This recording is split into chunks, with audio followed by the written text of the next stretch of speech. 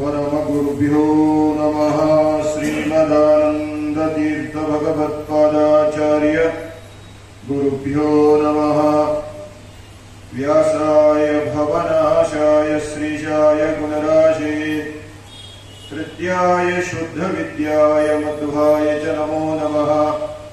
आचार्य पवनोऽस्माकम् आचार्याणि च भारती देवो नारायण श्रीशः देवी मंगलदेवता यस्य वाक्कामधेनुर्नः कामितार्थान् प्रयच्छति सेवेतं जययोगीन्द्रं कामबाणच्छिदं सदा अर्थिकल्पितकल्पोऽयं प्रत्यर्थिगजकेसरी व्यासतीर्थगुरुर्भूयात् अस्मदिष्टार्थसिद्धये।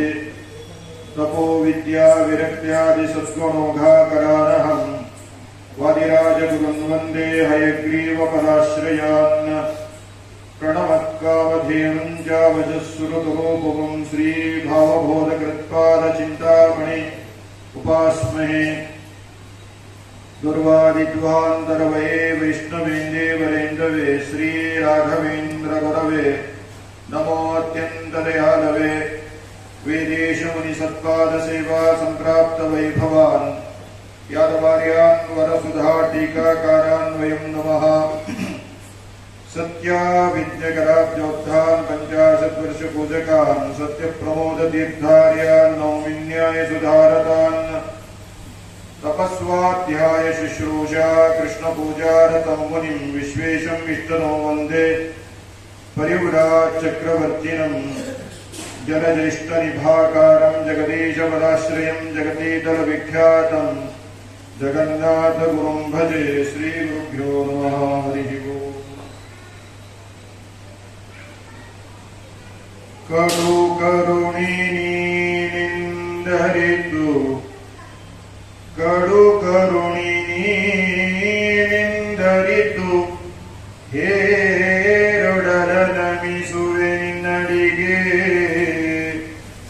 ಬೆಂಬಿಡದೆ ಪಾಲಿಸು ಪಾಲಿಸು ಬೆಂಬಿಡದೆ ಪಾಲಿಸು ಪರಮ ಕರುಣಾ ಸಿಂಧು ಎಂದೆಂದು ನಡು ನಡುವೆ ಬರುತ್ತಿಪ್ಪ ವಿಘ್ನವ ನಡು ನಡುವೆ ಬರುತ್ತಿಪ್ಪ ವಿಘ್ನವ ತಡೆದು ಭಗವನ್ನಾಮ ಕೀರ್ತನೆ ನಾಮ ಕೀರ್ತನೆ ಭಗವನ್ನಾಮ ಕೀರ್ತನೆ ನುಡಿದು ನುಡಿಸಿನಿಂದ ಭಗವನ್ನಾಮ ಕೀರ್ತನೆ ನುಡಿದು ನುಡಿಸಿನಿಂದ ಪ್ರತಿ ದಿವಸದಲ್ಲಿ ಮರೆಯದಲೇ ಪ್ರತಿ ದಿವಸದಲ್ಲಿ ಮರೆಯದಲೇ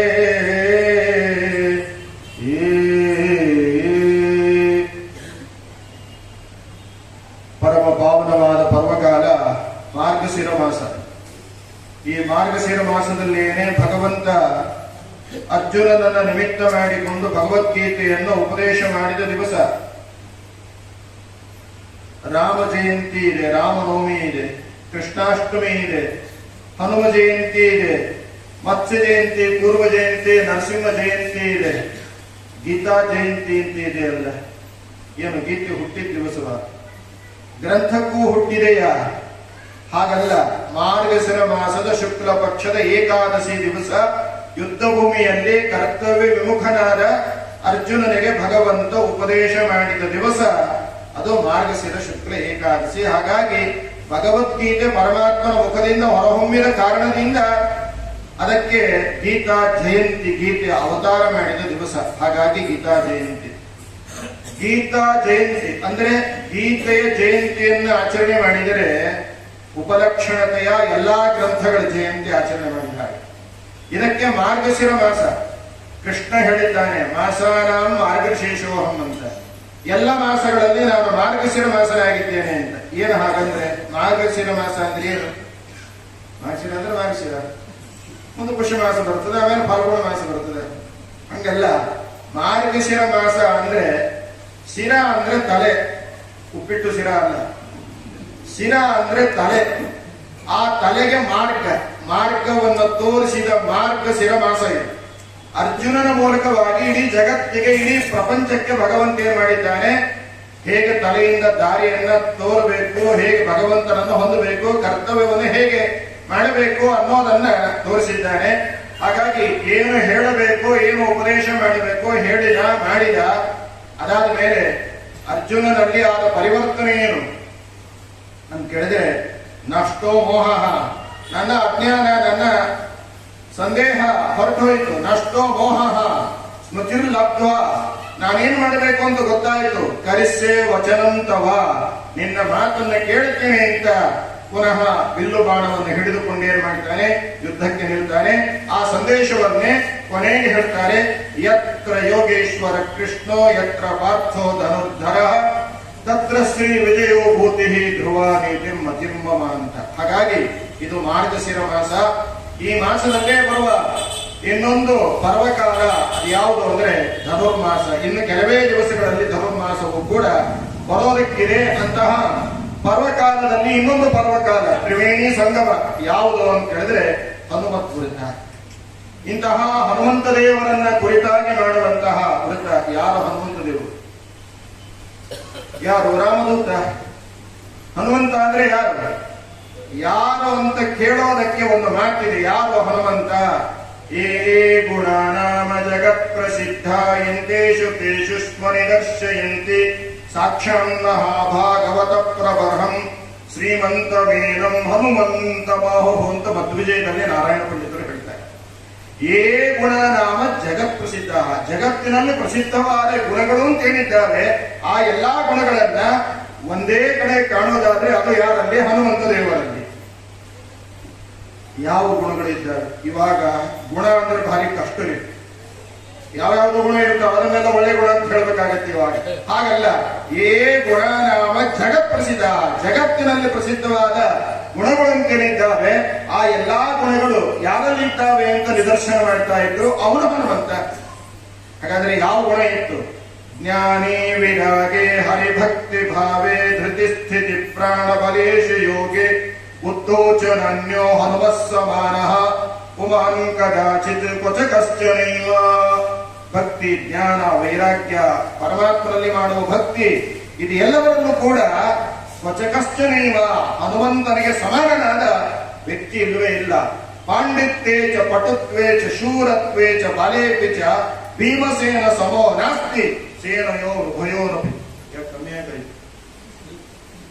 ಸೇನಯೋರುಭಯೋರಪಿ, ಎರಡೂ ಸೇನೆಯಲ್ಲಿ ಭೀಮಸೇನಿಗೆ ಸಮಾನನಾದವ ಇಲ್ಲ ಅಂತ ಹೇಳ್ತಾರೆ. 1000 ಕರ್ಣ, 1000 ಭೀಷ್ಮ, 1000 ದ್ರೋಣ ಬಂದರೂ ಕೂಡ ಏನಾಗಲ್ಲ, ಒಬ್ಬ ಭೀಮನಾಗಲ್ಲ. ಭೀಮಸೇನ ಸಮೋ ನಾಸ್ತಿ ಸೇನಯೋರುಭಯೋರಪಿ ಎಂಬುದಾಗಿ ಹೇಳ್ತಾ ಇದೆ. ಭಕ್ತಿ ಜ್ಞಾನಂ ಸವೈರಾಗ್ಯಂ ಪ್ರಜ್ಞಾ ಮೇಧಾ ಧೃತಿ ಸ್ಥಿತಿ ಯೋಗೋ ಪ್ರಾಣೋ ಬಲಂ ಚೈವ ವೃಕೋದರ ಇತಿ ಸ್ಮೃತಃ.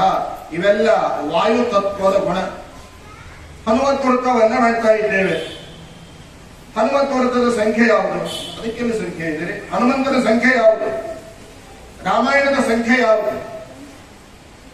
ಹನುಮಂತನ ಸಂಖ್ಯೆ ಯಾವುದು? ರಾಮಾಯಣದ ಸಂಖ್ಯೆ ಯಾವುದು? ಹನುಮಂತನ ಸಂಖ್ಯೆಯೂ 7, ರಾಮನ ಸಂಖ್ಯೆಯೂ 7, ರಾಮಾವತಾರದ ಸಂಖ್ಯೆಯೂ 7. ಯಾಕೆ? ರಾಮನ ಸಂಖ್ಯೆ 7, ರಾಮಾಯಣದಲ್ಲಿ 7 ಕಾಂಡ. ರಾಮ ಅನ್ನೋ ಅಕ್ಷರ 7, ಯರ 2ನೇ ಅಕ್ಷರ, ಬಭಮ 5ನೇ ಅಕ್ಷರ, 5, 2, 7 ಆಯ್ತು. ಮತ್ತೆ ರಾಮ ಅವತಾರ ಮಾಡಿದ ನಕ್ಷತ್ರ ಪುನರ್ವಸು ನಕ್ಷತ್ರ, 27 ನಕ್ಷತ್ರಗಳಲ್ಲಿ 7ನೇ ನಕ್ಷತ್ರ. ರಾಮಾಯಣದಲ್ಲಿ 7 ಕಾಂಡಗಳು. ಮತ್ತೆ ರಾಮನ ಬಂಟ, ರಾಮನ ದೂತ ಯಾರು? ಹನುಮಂತ. ಅವನು 7 ಸಪ್ತವಾರಗಳು, ಸಪ್ತಕಾಲಗಳು, ಸಪ್ತರ್ಷಿಗಳು, ಸಪ್ತ ಮನುಗಳು, ಸಪ್ತಲೋಕಗಳು, ಸಪ್ತ ಸಾಗರಗಳು, ಸಪ್ತ ನಿಧಿಗಳು. ಹಾಗಾಗಿ 7 ಅನ್ನೋದು ಹನುಮನ ಸಂಖ್ಯೆ. ಯಾಕೆ ಆಮೇಲೆ ನೋಡೋಣ. ಆದ್ರೆ 7 ಅಂದ್ರೆ ಮುಖ್ಯವಾಗಿ ನಮ್ಮಲ್ಲಿ ಇದ್ದು ಸಾಧನೆಯನ್ನ ನಡೆಸ್ತಾನೆ. ಹಾಗಾಗಿ 7 ಹನುಮನ ಸಂಖ್ಯೆ. ಯಾಕೆ 7 ಹನುಮನ ಸಂಖ್ಯೆ? ಹನುಮತ್ ವೃತ್ತ ಮಾಡ್ತಾ ಇದ್ದೀವಿ, ಸ್ವಲ್ಪ ತಿಳ್ಕೊಳ್ಬೇಕು. ನಿನ್ನೆ ಮೊನ್ನೆ ದಾಸರು ತುಂಬಾ ಚೆನ್ನಾಗಿ ಹೇಳಿರ್ತಾರೆ, ಚೆನ್ನಾಗಿ ಹೇಳೋರು ಅವರು. ಹಾಗಾಗಿ ಅವ್ರು ಚೆನ್ನಾಗಿ ಹೇಳಿರ್ತಾರೆ. ಆದ್ರೆ ನನಗೆ ತಿಳಿದದ್ದನ್ನ ನಾನು ಹೇಳ್ತಾ ಇದ್ದೇನೆ. ಹನುಮತ್ ವೃತ್ತ ಮಾಡುವಾಗ ಯಾಕೆ ಹನುಮನ ಸಂಖ್ಯೆ 7 ಅಂತ ನಾವು ತಿಳ್ಕೊಳ್ಬೇಕು. 7 ಹನುಮಂತ ದೇವರ ತಲೆಯಲ್ಲಿ ಇದೆ. ಯಾವ ಏಳಿದೆ? ಹನುಮಂತ ದೇವರ ತಲೆಯಲ್ಲಿ ಯಾವಾಗಲೂ ಇದೆ. ಹುಡುಗರಿಗೆ ಮಧ್ಯೆ ಹೇಳ್ತೀವಲ್ಲ, 2x2 ತಟ್ಟೆ ಹೇಳ್ತಾರೆ, 4 ಅಂತ ಹೇಳ್ತಾರೆ. 2x2 ಹೇಳಬೇಕಾದ್ರೆ ಮಕ್ಕಳಿಗೆ ಏನೂ ಕಷ್ಟ ಇಲ್ಲ, ಆಯಾಸ ಇಲ್ಲ. ಹಾಗೆ ಹನುಮಂತ ದೇವರಿಗೆ 2x2 4 ಹೇಳಿದಕ್ಕೆ ಎಷ್ಟು ಸುಲಭ, ಅಷ್ಟು ಸುಲಭ 7 ಹೇಳೋದಕ್ಕೆ. ಯಾವ 7? ಋಗ್ವೇದ, ಯಜುರ್ವೇದ, ಸಾಮವೇದ, ಅಥರ್ವವೇದ, 4 ವೇದಗಳು. ಆಮೇಲೆ ಮೂಲ ರಾಮಾಯಣ, ಮೂಲ ಮಹಾಭಾರತ, ಪಂಚರಾತ್ರ. ಮೂಲ ರಾಮಾಯಣದಲ್ಲಿ ಎಷ್ಟು ಶ್ಲೋಕ ಇದೆ ಅಂದ್ರೆ ಶತಕೋಟಿ ಪ್ರವಿಸ್ತರ, 100 ಕೋಟಿ ಶ್ಲೋಕ ಇದೆ. ಪರಮಾತ್ಮನೇ ಹಯಗ್ರೀವ ರೂಪದಿಂದ ರಚನೆ ಮಾಡಿದ್ದು ಮೂಲ ರಾಮಾಯಣ. ಹಯಗ್ರೀವ ರೂಪದಿಂದ ರಚನೆ ಮಾಡಿದ್ದಾನೆ. 100 ಕೋಟಿ ಶ್ಲೋಕ ಇದೆ. ಪರಮಾತ್ಮನೇ ನಾರಾಯಣ ರೂಪದಿಂದ ರಚನೆ ಮಾಡಿದ್ದಾರೆ ಪಂಚರಾತ್ರ ಅನ್ನುವ ಗ್ರಂಥ. ಅದರಲ್ಲಿ ಎಷ್ಟು ಶ್ಲೋಕ ಇದೆ? ಶತಕೋಟಿ ಪ್ರವಿಸ್ತರಂ, ಅದು 100 ಕೋಟಿ ಶ್ಲೋಕಾತ್ಮಕವಾದದ್ದು. ಆಮೇಲೆ ಮಹಾಭಾರತ ವೇದವ್ಯಾಸ ರೂಪದಿಂದ ರಚನೆ ಮಾಡಿದ್ದು. ಅದರಲ್ಲಿ ಎಷ್ಟು ಶ್ಲೋಕ ಇದೆ? 60 ಲಕ್ಷ ಶ್ಲೋಕ ಇದೆ. ಅದು ದೇವಲೋಕದಲ್ಲಿ ಇದೆ. ಭೂಲೋಕದಲ್ಲಿ ಇರುವ ಮಹಾಭಾರತ ಕೇವಲ 1 ಲಕ್ಷ ಶ್ಲೋಕ. 4 ವೇದಗಳು, ಮೂಲ ರಾಮಾಯಣ, ಮೂಲ ಮಹಾಭಾರತ, ಪಂಚರಾತ್ರ ಯಾವಾಗಲೂ ಕೂಡ ಹನುಮಂತ ದೇವರ ತಲೆಯಲ್ಲಿ ಇದ್ದಾವೆ. ಸಪ್ತಶಿವಾಸು ಮಾತೃಶೋ ತೃತೀಯಾಮಸ್ಯೌರ ಶವಸ್ಯ ದೋಹಸೆ ದಶ ಪ್ರಮತಿಂ ಜನಯಂತ ಯೋಷಾಣಃ ಅಂತ ಬಳಿತ ಸೂಕ್ತ ಅವರ ಮಹಿಮೆಯನ್ನ ವರ್ಣನೆ ಮಾಡ್ತಾ ಇದೆ. ಆದ್ದರಿಂದ ಹನುಮಂತ ದೇವರ ಸಂಖ್ಯೆ 7, ರಾಮನ ಸಂಖ್ಯೆ 7. 7 ಗ್ರಂಥಗಳನ್ನ ಯಾವಾಗಲೂ ತಲೆಯಲ್ಲಿ ಹೊತ್ತು ರಾಮನ ಉಪಾಸನೆಯನ್ನು ಮಾಡುವ ಹನುಮ. ಮತ್ತೆ ಆ ಹನುಮನಿಗೂ ನಮಗೂ ಹನುಮತ್ ವ್ರತಕ್ಕೂ ಸಂಬಂಧ ಇದೆ. ಏನು ಸಂಬಂಧ ಅಂತ ಕೇಳಿದ್ರೆ, ಪುರಂಜರೋಪಾಖ್ಯಾನ ಕೇಳಿರ್ತೀನಲ್ಲ, ಭಾಗವತ ಕೇಳಿರ್ತೀರಿ ಪ್ರತಿ ವರ್ಷ. ಆವಾಗ 4ನೇ ಸ್ಕಂದದ ಕೊನೆಯಲ್ಲಿ ಒಂದು ಮಾತು ಹೇಳ್ತಾರೆ, ಪುರಂಜರೋಪಾಖ್ಯಾನ ಅಂತ ಹೇಳ್ತಾರೆ. ಆ ಪುರಂಜರೋಪಾಖ್ಯಾನವನ್ನು ಹೇಳುವಾಗ ಏನ್ ಹೇಳ್ತಾರೆ ಅಂದ್ರೆ, ಮನುಷ್ಯನ ದೇಹಕ್ಕೆ 9 ಬಾಗಿಲುಗಳಿದ್ದಾವೆ ಅಂತ ಹೇಳ್ತಾರೆ. ಹೌದಾ? ನೆನಪಿದೆಯಾ? ಮನುಷ್ಯ ದೇಹಕ್ಕೆ 9 ಬಾಗಿಲು. ಆ 9 ಬಾಗಿಲಲ್ಲಿ ಕೆಳಗಿನಿಂದ 2 ದ್ವಾರಗಳಿದ್ದಾವೆ, ಬಾಗಿಲುಗಳು ದೈನಂದಿನ ಕಾರ್ಯಕ್ಕೆ. ಆದ್ರೆ ಮೇಲಿನಿಂದ 7, ತಲೆ, ಕಿವಿ, ಕಣ್ಣು, ಮೂಗು, ಬಾಯಿ, ನಾಲಿಗೆ. ಇದೆಲ್ಲದರಿಂದ ನಾವೇನ್ ಮಾಡ್ತೇವೆ? ಜ್ಞಾನ ಸಾಧನೆಯನ್ನ ಮಾಡ್ತೇವೆ. ನಾಲಿಗೆಯಿಂದ ನುಡಿತೇವೆ, ನಾಮಸ್ಮರಣೆಯನ್ನ ಮಾಡ್ತೇವೆ, ಅವನ ನೈವೇದ್ಯವನ್ನು ಸ್ವೀಕಾರ ಮಾಡ್ತೇವೆ. ತಲೆ ಅವನಿಗೋಸ್ಕರ ಬಾಗ್ತೇವೆ, ಕಣ್ಣಿನಿಂದ ಅವನ ಮೂರ್ತಿಯನ್ನು ನೋಡ್ತೇವೆ, ಕಿವಿಗಳಿಂದ ಅವನ ನಾಮಸ್ಮರಣೆಯನ್ನು ಕೇಳ್ತೇವೆ. ಹಾಗಾಗಿ ಮೇಲಿನ 7 ಇಂದ್ರಿಯಗಳು ಜ್ಞಾನಾತ್ಮಕವಾದ ಇಂದ್ರಿಯಗಳು ಎಂಬುದಾಗಿ ಉಪನಿಷತ್ತುಗಳು ಹೇಳ್ತವೆ. ಉಪನಿಷತ್ತುಗಳಲ್ಲಿ ಈ ಇಂದ್ರಿಯಗಳನ್ನೇನು ಹೇಳ್ತಾರೆ? ಶ್ರೀ ಅಂತ ಹೇಳ್ತಾರೆ. ಉಪನಿಷತ್ತಿನಲ್ಲಿ ಈ ಇಂದ್ರಿಯಗಳನ್ನ ಶ್ರೀ ಅಂತ ಹೇಳ್ತಾರೆ. 7 ನಾರಾಯಣನೆ, 7 ಲಕ್ಷ್ಮೀ ರಮಣ, 7 ಶ್ರೀಗಿರಿಯುಡೆಯ ವೆಂಕಟೇಶ, 7 ಶ್ರೀಗಿರಿಯುಡೆಯ ವೆಂಕಟೇಶ. ಯಾವ ಶ್ರೀಗಿರಿ? ಸಪ್ತಗಿರಿ ಅಲ್ಲಿದೆ. ಅದು ಮಾತ್ರವಲ್ಲ, ಇಲ್ಲಿದೆ ಸಪ್ತಗಿರಿ. ಯಾವುದು? ಮಣಿಪುರ, ವಿಶುದ್ಧ, ಅನಾಹುತ, ಸಹಸ್ರಾರ, ಶಿಶುಮ್ನ ಅನ್ನುವಂತಹ 7 ಗಿರಿಗಳು ನಮ್ಮ ದೇಹದಲ್ಲಿ ಇದ್ದಾವೆ. ಈ 7 ಗಿರಿಗಳಲ್ಲಿ 7 ಇಂದ್ರಿಯಗಳಲ್ಲಿ ಇದ್ದು ಜ್ಞಾನ ಸಾಧನೆಯನ್ನ ಮಾಡಿಸುವ ಮಹಾನುಭಾವ ವಾಯುದೇವರು, ಮುಖ್ಯ ಪ್ರಾಣದೇವರು. ಅನ್ನೋದಕ್ಕೋಸ್ಕರವಾಗಿ ಹನುಮ ಜಯಂತಿಯನ್ನ, ಮಧ್ವ ಜಯಂತಿಯನ್ನ, ಮಧ್ವನವಮಿ, ಹನುಮತ್ ವ್ರತ, ಇದೆಲ್ಲ ಈ ಉಪಕಾರ ಸ್ಮರಣೆಗೋಸ್ಕರವಾಗಿ ಮಾಡುವಂತಹದ್ದು. ಈ ಕಾರಣಕ್ಕೋಸ್ಕರವಾಗಿ ಹಾಗಾಗಿ ಹನುಮತ್ ವ್ರತವನ್ನ, ಹನುಮತ್ ವ್ರತ ಅಂದ್ರೆ ಬೆಳಗ್ಗೆ ಬೇಗ ಪೂಜೆ ಮಾಡಿಬಿಟ್ಟು ಪಂಚಾಮೃತ ಮಾಡಿ ಆಮೇಲೆ ಮಧ್ಯಾಹ್ನ ಭೋಜನ ಸ್ವೀಕಾರ ಮಾಡಿದ್ರೆ ಅಲ್ಲಿಗೆ ಹನುಮತ್ ವ್ರತ ಮುಗಿಯಿತು. ಹಾಗಾದ್ರೆ ಹನುಮತ್ ವ್ರತ ಅಂದ್ರೆ ಇಷ್ಟೇನ? ಇಷ್ಟು ಯಾವುದು? ಪುರಂದರದಾಸರಾಜ್ಞೆಗೂ ಇಷ್ಟು ಮಾಡ್ತೀವಿ, ಪಂಚಾಮೃತ ಮಾಡ್ತೀವಿ, ಇಷ್ಟೆಲ್ಲ ಮಾಡ್ತೀವಿ. ಹಾಗಿರುವಾಗ ಹನುಮತ್ ವ್ರತಕ್ಕೂ ಇದಕ್ಕೂ ಏನು ವ್ಯತ್ಯಾಸ? ಯಾಕೆ ಹನುಮತ್ ವ್ರತ ಆಚರಣೆ ಮಾಡಬೇಕು ಅಂತ ಕೇಳಿದ್ರೆ, ಹನುಮತ್ ವ್ರತದಿಂದ ನಾವು ಕಲಿಯಬೇಕಾದದ್ದು ಏನು? ಏ ಗುಣನಾಮ ಜಗತ್ ಪ್ರಸಿದ್ಧ. ಜಗತ್ತಿನಲ್ಲಿ ಏನೇನು ಪ್ರಸಿದ್ಧವಾದ ಗುಣಗಳಿದ್ದಾವೆ ಅವೆಲ್ಲ ಹನುಮಂತ ದೇವರಲ್ಲಿದ್ದಾವೆ. ನಮ್ಮಲ್ಲಿ ಎಂತಹ ಗುಣ ಇದ್ದಾವೆ, ಅವರಲ್ಲಿ ಎಂತಹ ಗುಣ ಇದ್ದಾವೆ. ಒಂದೇ ಉದಾಹರಣೆ ಹೇಳಿ ಹರಿಕಥಾಮೃತ ಸಾರ ಪ್ರವೇಶ ಮಾಡ್ತೀವಿ. ಇವಾಗ ನೋಡ್ರಿ, ನಮಗೇನಾದ್ರೂ ಒಂದಿಷ್ಟು ಕೆಲಸ ಹೇಳಿರ್ತಾರೆ, ಸ್ವಾಮಿಗಳು ಬರ್ತಾರೆ ಅಂತ ಹೇಳಿ ಡೇಟ್ ಫಿಕ್ಸ್ ಆಗಿಬಿಟ್ಟಿರ್ತದೆ. ಡೇಟ್ ಫಿಕ್ಸ್ ಆದಾಗ ಮೀಟಿಂಗ್ ಮಾಡಿ ಎಲ್ಲರಿಗೂ ಒಂದೊಂದು ಕಾರ್ಯಕ್ರಮವನ್ನು ಇಷ್ಟು ನೀವು ಮಾಡಬೇಕು ಅಂತೆಲ್ಲ ವರ್ಕ್ ಅಲಾಟ್ ಮಾಡ್ತಾರೆ. ನಾವೇನ್ ಮಾಡ್ತೀವಿ, ಆ ವರ್ಕ್ ಅಲಾಟ್ ಮಾಡಿದ ಮೇಲೆ ಒಂದು ವಾರ ಆದ್ಮೇಲೆ ಬರ್ತೀವಿ, ಆಚಾರ ಮ್ಯಾನೇಜರ್ ನಾ ಇಂಥದ್ದು ಮಾಡೀನಿ, ನಾವು 10 ಮಾಡಿರ್ತೀವಿ, 100 ಹೇಳ್ಕೊಳ್ತೀವಿ. ಆಮೇಲೆ ಸ್ವಾಮಿಗಳ ಮುಂದೆ ನಮ್ಮ ಹೆಸರು ಬರಬೇಕು. ಆ ಲಿಸ್ಟ್ ಒಳಗೆ ನಮ್ಮ ಹೆಸರು ಬರಲಿಲ್ಲ ಅಂದ್ರೆ ನಮ್ದೇ ವೃಂದಾವನ. ಸರಿನಾ? ನಾವು 10 ಮಾಡಿದರೆ 100 ಬಯಸುವವರು ನಾವು. ಇದು ನಮ್ಮ ಗುಣ. ಹನುಮಂತರ ಗುಣ ಹೇಗೆ? ಸಮುದ್ರ ಲಂಘನವನ್ನ ಮಾಡಿದ, ಅದೇನು ಕಾಲವೇ ದಾಟಿದ ಹಾಗೆನ. ಎಂತಹ ಸಮುದ್ರ ಅದು! 100 ಯೋಜನೆ ವಿಸ್ತಾರವಾದ ಸಮುದ್ರ.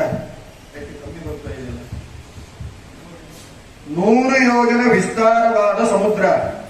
ಆ 100 ಯೋಜನೆ 1 ಯೋಜನೆ ಅಂದ್ರೆ ಎಷ್ಟು ತಿಳ್ಕೊಳ್ರಿ. ಆಮೇಲೆ 100 ಅಂದ್ರೆ ಎಷ್ಟು ಗೊತ್ತಾಗ್ತದೆ. 1 ಯೋಜನೆ ಅಂದ್ರೆ ಎಷ್ಟು? 15 ಮೈಲು. 1 ಯೋಜನೆ ಅಂದ್ರೆ 15 ಮೈಲು. 15 ಮೈಲು ಅಂದ್ರೆ 18 ಕಿಲೋಮೀಟರ್. ಅಂದ್ರೆ ಎಷ್ಟಾಯ್ತು? ಅಂತಹದ್ದು 100 ಯೋಜನೆ.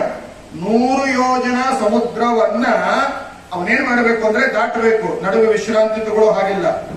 ನೈವಾತ್ರ ವಿಶ್ರಮಣ ಮೈಚ್ಛದ ವಿಶ್ರಮೋಸೋ ನಿಸ್ಸೀಮ ಪೌರುಷ ಬಲಸ್ಯ ಕುತಶ್ರಮೋಸ್ಯ. ಯಾವ ವಿಶ್ರಾಂತಿ ಇಲ್ಲದೆ ಹನುಮಂತ ದೇವ ಏನ್ ಮಾಡ್ತಾನೆ? ಆ ಸಮುದ್ರವನ್ನ ದಾಟಿದ. ಆಮೇಲೆ ಅಲ್ಲಿ ರಾವಣನ ಸೈನ್ಯವನ್ನ ಸಂಹಾರ ಮಾಡಿದ. ಎಷ್ಟು ಮಾಡಿದ?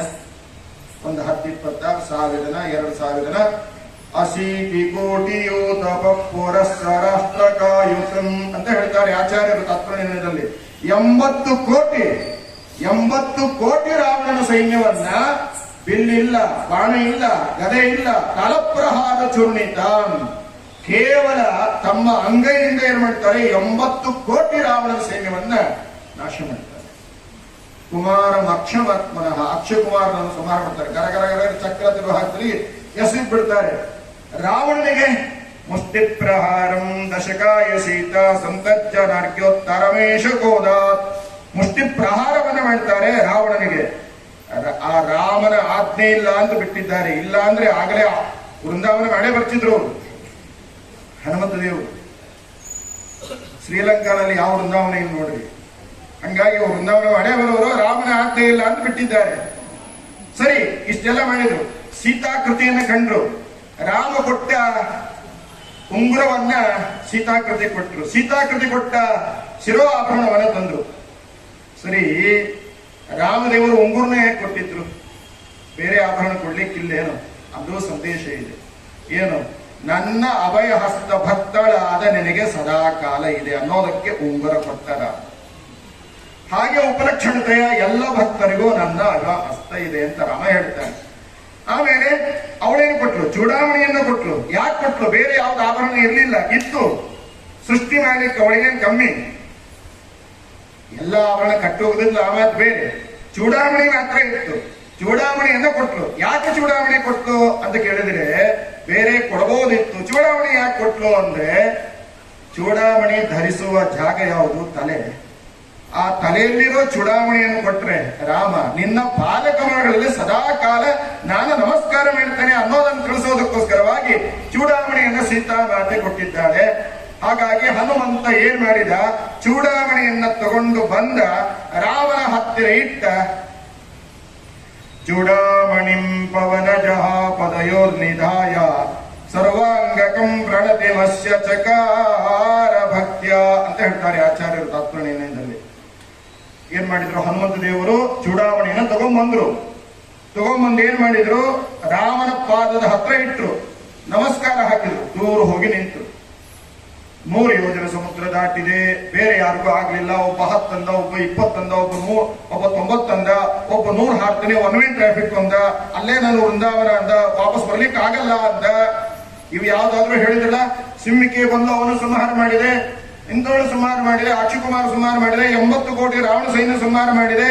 ಒಂದನ್ನಾದ್ರೂ ಹೇಳಿದ್ರ? ಯಾವುದನ್ನೂ ಹೇಳಿದೆ. ಕೇವಲ ಚೂಡಾಮಣಿಯನ್ನ ರಾಮನ ಪಾದಕ್ಕೆ ಇಟ್ಟು ಏನ್ ಮಾಡ್ತಾರೆ? ನಮಸ್ಕಾರ ಮಾಡ್ತಾರೆ. ಇದು ಹನುಮಂತನ ಗುಣ. ಯಾಕೆ? ಸರ್ವಜ್ಞರಾದ ರಾಮನಿಗೆ ಏನೂ ಗೊತ್ತಿಲ್ಲ, ಏನು ಎಲ್ಲ ಗೊತ್ತಿದೆ ಅವನಿಗೆ. ನಾವು ಹೇಳಿಕೊಂಡ್ರೆ ಅವನು ಸರ್ವಜ್ಞ ಅಲ್ಲ ಅಂತ ಆಗತ್ತೆ. ಆದ್ದರಿಂದ ಹನುಮಂತ ದೇವರು ಯಾವುದನ್ನು ಹೇಳ್ಕೊಳ್ಳಿಲ್ಲ. ಅವರು ಮಾಡಿದ್ದೇನು? ಚೂಡಾಮಣಿಂ ಪವನಜ ಪದಯೋರ್ನಿಧಾಯ ಸರ್ವಾಂಗಕಂ ಪ್ರಣತಿಮಸ್ಯ ಚಕಾರ ಭಕ್ತ್ಯ ಎಂಬುದಾಗಿ ಭಗವಂತನಿಗೆ ನಮಸ್ಕಾರ ಮಾಡ್ತಾರೆ. ಆದ್ದರಿಂದ ಈ ಒಂದು ಸಂದೇಶವನ್ನ ನಾವು ಹನುಮಂತ ದೇವರಿಂದ ತಿಳಿದಾಗ ಹನುಮದ್ವೃತವನ್ನ ಮಾಡಿದ್ದಕ್ಕೆ ಏನಾಗ್ತಾ ಇದೆ? ಸಾರ್ಥಕವಾಗ್ತಾ ಇದೆ ಎಂಬುದಾಗಿ ಹೇಳ್ತಾ, ಆಗ ಪರಿಚಯ ಮಾಡುವಾಗ ಒಂದು ಮಾತು ಹೇಳಿದ್ರು. ಏನು ಅಂದ್ರೆ, ಕನ್ನಡದ ಮೇರು ಕೃತಿ ಹರಿಕಥಾಮೃತ ಸಾರ ಅಂತ ಅಲ್ಲ, ಇದು ಕನ್ನಡದ ಕೃತಿ ಅಲ್ಲ. ಸ್ವಲ್ಪ ಆಲೋಚನೆ ಮಾಡ್ರಿ, ತೆಗೆದು ನೋಡ್ರಿ, 32 ಸಂಧಿ ತೆಗೆದು ನೋಡ್ರಿ. ಕನ್ನಡದ ಅಕ್ಷರ ಎಷ್ಟವ, ಸಂಸ್ಕೃತದ ಅಕ್ಷರ ಎಷ್ಟವ ನೋಡ್ರಿ. ಶ್ರೀರಮಣಿಕರ ಕಮಲ ಪೂಜಿತ ಚಾರು ಚರಣ ಸರೋಜ ಬ್ರಹ್ಮ ಸಮೀರ ವಾಣಿ ಫಣೀಂದ್ರ ವೀಂದ್ರ ಭವೇಂದ್ರ ಮುಖ ವಿನುತ ನೀರಜ ಭವಾಂಡೋದಯ ಸ್ಥಿತಿ ಕಾರಣನೆ ಕೈವಲ್ಯದಾಯಕ ನಾರಸಿಂಹನೆ ನಮಿಪೆ ಕರುಣಿ ಪುದುಯಮಗೆ ಮಂಗಳವ. ನಾರಸಿಂಹನೆ ನಮಿಪೆ ಕರುಣಿ ಪುದುಯಮಗೆ ಮಂಗಳವ. ಇಡೀ ಪದ್ಯದಲ್ಲಿ 3 ಕನ್ನಡದ ವಾಕ್ಯ ಬಿಟ್ಟರೆ, ಶಬ್ದ ಬಿಟ್ಟರೆ ಇನ್ನೆಲ್ಲವೂ ಸಂಸ್ಕೃತ ಭೂಯಿಷ್ಠ. ಹರಿಕಥಾಮೃತ ಸಾರ ಅನ್ನೋದೇ ಸಂಸ್ಕೃತ ಶಬ್ದ. ಅದು ಹರಿ ಅಂದ್ರೆ ಬಿಂಬರೂಪಿಯಾದ ಪರಮಾತ್ಮ, ಕಥಾ ಅಂದ್ರೆ ಸ್ಟೋರಿ ಅಲ್ಲ, ಕಥಾ ಅಂದ್ರೆ ವೇದಗಳು. ವೇದಗಳಿಗೆ ಅಭಿಮಾನಿಯಾದವಳು ಯಾರು? ಮಹಾಲಕ್ಷ್ಮೀ ದೇವಿ. ಅಮೃತ ಅಂದ್ರೆ ಯಾರು? ಅಮೃತ ಶಬ್ದ ವಾಚ್ಯರಾದವರು ವಾಯುದೇವರು. ಹಾಗಾಗಿ ಇಡೀ ಹರಿಕಥಾಮೃತ ಸಾರದಲ್ಲಿ ಪರಮಾತ್ಮ, ಲಕ್ಷ್ಮೀದೇವಿ, ವಾಯುದೇವರು ನಮ್ಮ ದೇಹದಲ್ಲಿ ಇದ್ದು ಏನು ಮಾಡಿದ್ದಾರೆ ಅನ್ನೋ ಸಾರವನ್ನು ತಿಳಿಸೋದು ಯಾವುದು ಅಂದ್ರೆ ಹರಿಕಥಾಮೃತ ಸಾರ. ಇದು ಒಂದೇ ಅರ್ಥ ಹೇಳಿದ್ರೆ ಇದಕ್ಕೆ ಬಹಳ ಅರ್ಥ ಇದೆ, ಹರಿಕಥಾಮೃತ ಸಾರ ಅನ್ನೋದಕ್ಕೆ. ಆಮೇಲೆ ಮುಂದಿನದ್ದು, ಹರಿಕಥಾಮೃತ ಸಾರದಲ್ಲಿ 32 ಸಂಧಿ ಇದೆ. ಯಾಕೆ 32 ಸಂಧಿ ಇದೆ? 32 ಸಂಧಿ ಬರೆದವರಿಗೆ 33 ಬರೀಲಿಕ್ಕೆ ಏನಾಗಿತ್ತು? 24,000 ಶ್ಲೋಕ ಬರೆದ್ರು ವಾಲ್ಮೀಕಿಗಳು ರಾಮಾಯಣದಲ್ಲಿ. 24,000 ಬರೆದವರಿಗೆ 25 ಬರೆದಿದ್ರೆ ಏನಾಗ್ತಿತ್ತು? ಯಾಕೆ? 25 ತತ್ವ, ಪಂಚವಿಂಶತಿ ತತ್ವ ತರತಮ ಪಂಚಿಕೆಗಳನ್ನು ಪೇಳ್ದ ಭಾವೆ ವಿರಿಂಚಿಯನಿಪ ಅಂದ ತೀರ್ಥರ ನೆನೆವೆ ಅನುದಿನೂ. ಹಾಗಾಗಿ 25 ನಮ್ಮ ತತ್ವ. ಹಾಗಿರುವಾಗ ವಾಲ್ಮೀಕಿಗಳು 24,000 ಯಾಕೆ ಮಾಡಿದ್ರು? ಇಲ್ರಿ ಪಾಪ ಬರೀತಾ ಹೋಗಿದ್ರು, ವಯಸ್ಸಾಗಿತ್ತು, 24,000 ಆಗಿತ್ತು, ಸಾಕನಿಸಿರ್ಬೇಕು, 24ಕ್ಕೆ ಮುಗಿಸ್ಯಾರ. 25 ಆಗಲಿಲ್ಲ. ಅಲ್ಲ, 24 ಆಗಬೇಕು ಅಂತಲೇ ಬರೆದ್ರು. ಯಾಕೆ? ಇದನ್ನ ಕೇಳಿದ್ರೆ ಹನುಮನಿಗೆ ಪ್ರೀತಿ ಆಗತ್ತೆ. ಯಾಕೆ 24 ಬರೆದ್ರು ಅಂದ್ರೆ, ವೇದ ವೇದ್ಯೆ ಪರೇ ಪುಂಸಿ ಜಾತೆ ದಶರಥಾತ್ಮದೆ. ವೇದವೇದ್ಯನಾದ ಪರಮಾತ್ಮ ರಾಮನಾಗಿ ಅವತಾರ ಮಾಡಿದ. ವೇದವೇದ್ಯ ಅಂದ್ರೇನು? ವೇದಗಳಿಂದ ಕೊಂಡಾಡಲ್ಪಡತಕ್ಕಂತಹ ಭಗವಂತ ರಾಮನಾಗಿ ಅವತಾರ ಮಾಡಿದ. ಹಾಗಾಗಿ ರಾಮನನ್ನ ತಿಳಿಸೋದಕ್ಕೋಸ್ಕರವಾಗಿ ವೇದ ರಾಮಾಯಣವಾಗಿ ಅವತಾರ ಮಾಡಿದ. ವೇದವೇದ್ಯನಾದ ಭಗವಂತ ರಾಮನಾಗಿ ಅವತಾರ ಮಾಡಿದ್ದರಿಂದ ಆ ರಾಮನನ್ನು ತಿಳಿಸೋದಕ್ಕೆ ವೇದ ಏನಾಯ್ತು? ರಾಮಾಯಣವಾಗಿ ಅವತಾರ ಮಾಡಿತು. ಅಲ್ರಿ, ಇದೇನು ಕಥೆ ಇದು? ರಾಮ ಅವತಾರ ಮಾಡೋದಕ್ಕೂ ವೇದ ರಾಮಾಯಣವಾಗಿ ಅವತಾರ ಮಾಡೋದಕ್ಕೂ 24ಕ್ಕೂ ಏನು ಸಂಬಂಧ ಅಂದ್ರೆ, ವೇದವೇದ್ಯನಾದ ಭಗವಂತ ರಾಮನಾಗಿ ಅವತಾರ ಮಾಡಿದ್ದರಿಂದ ಅವನನ್ನು ತಿಳಿಸೋದಕ್ಕೆ ವೇದವೇ ರಾಮಾಯಣವಾಗಿ ಅವತಾರ ಮಾಡಿತು. ಆದ್ದರಿಂದ 24,000 ಆಯ್ತು. ಯಾಕೆ 24 ಆಯ್ತು ಅಂದ್ರೆ, ವೇದ ಮಾತೆ ಆಗಿರ್ತಕ್ಕಂತಹ ಗಾಯತ್ರಿ ಮಂತ್ರ ಎಷ್ಟು ಅಕ್ಷರ ಇದೆ? ಗಾಯತ್ರಿ 24 ಅಕ್ಷರ. ತ್ರಿಪದಾಶ ಕುಕ್ಷಿ ಪಂಚಶೀರ್ಷೋಪನಯನೇ ವಿನಿಯೋಗ ಅಂತ ಮಾಡಿದ್ದೇವೆ. ಆದ್ದರಿಂದ ಗಾಯತ್ರಿ ಮಂತ್ರದಲ್ಲಿ 24 ಅಕ್ಷರ. ಹಾಗಾಗಿ 24 ಅಕ್ಷರಗಳ ಗಾಯತ್ರಿ ಮಂತ್ರದ ವಿಸ್ತಾರವೇ ಯಾವುದು ಅಂತ ಕೇಳಿದ್ರೆ 24,000 ಶ್ಲೋಕಗಳ ರಾಮಾಯಣ. ಹಾಗೆ ಹರಿಕಥಾಮೃತ ಸಾರದಲ್ಲಿ 32 ಸಂಧಿ. ಯಾಕೆ? ಬರಿತಾ ಹೋಗಿದ್ರು. 32 ಆಗಿತ್ತು. ಪಾಪ ಸುಸ್ತಾಗಿತ್ತು. ಜಗನ್ನಾಥ ದಾಸರಿಗೂ 80 ದಾಟಿತ್ತು, ವಯಸ್ಸಾಗಿತ್ತು.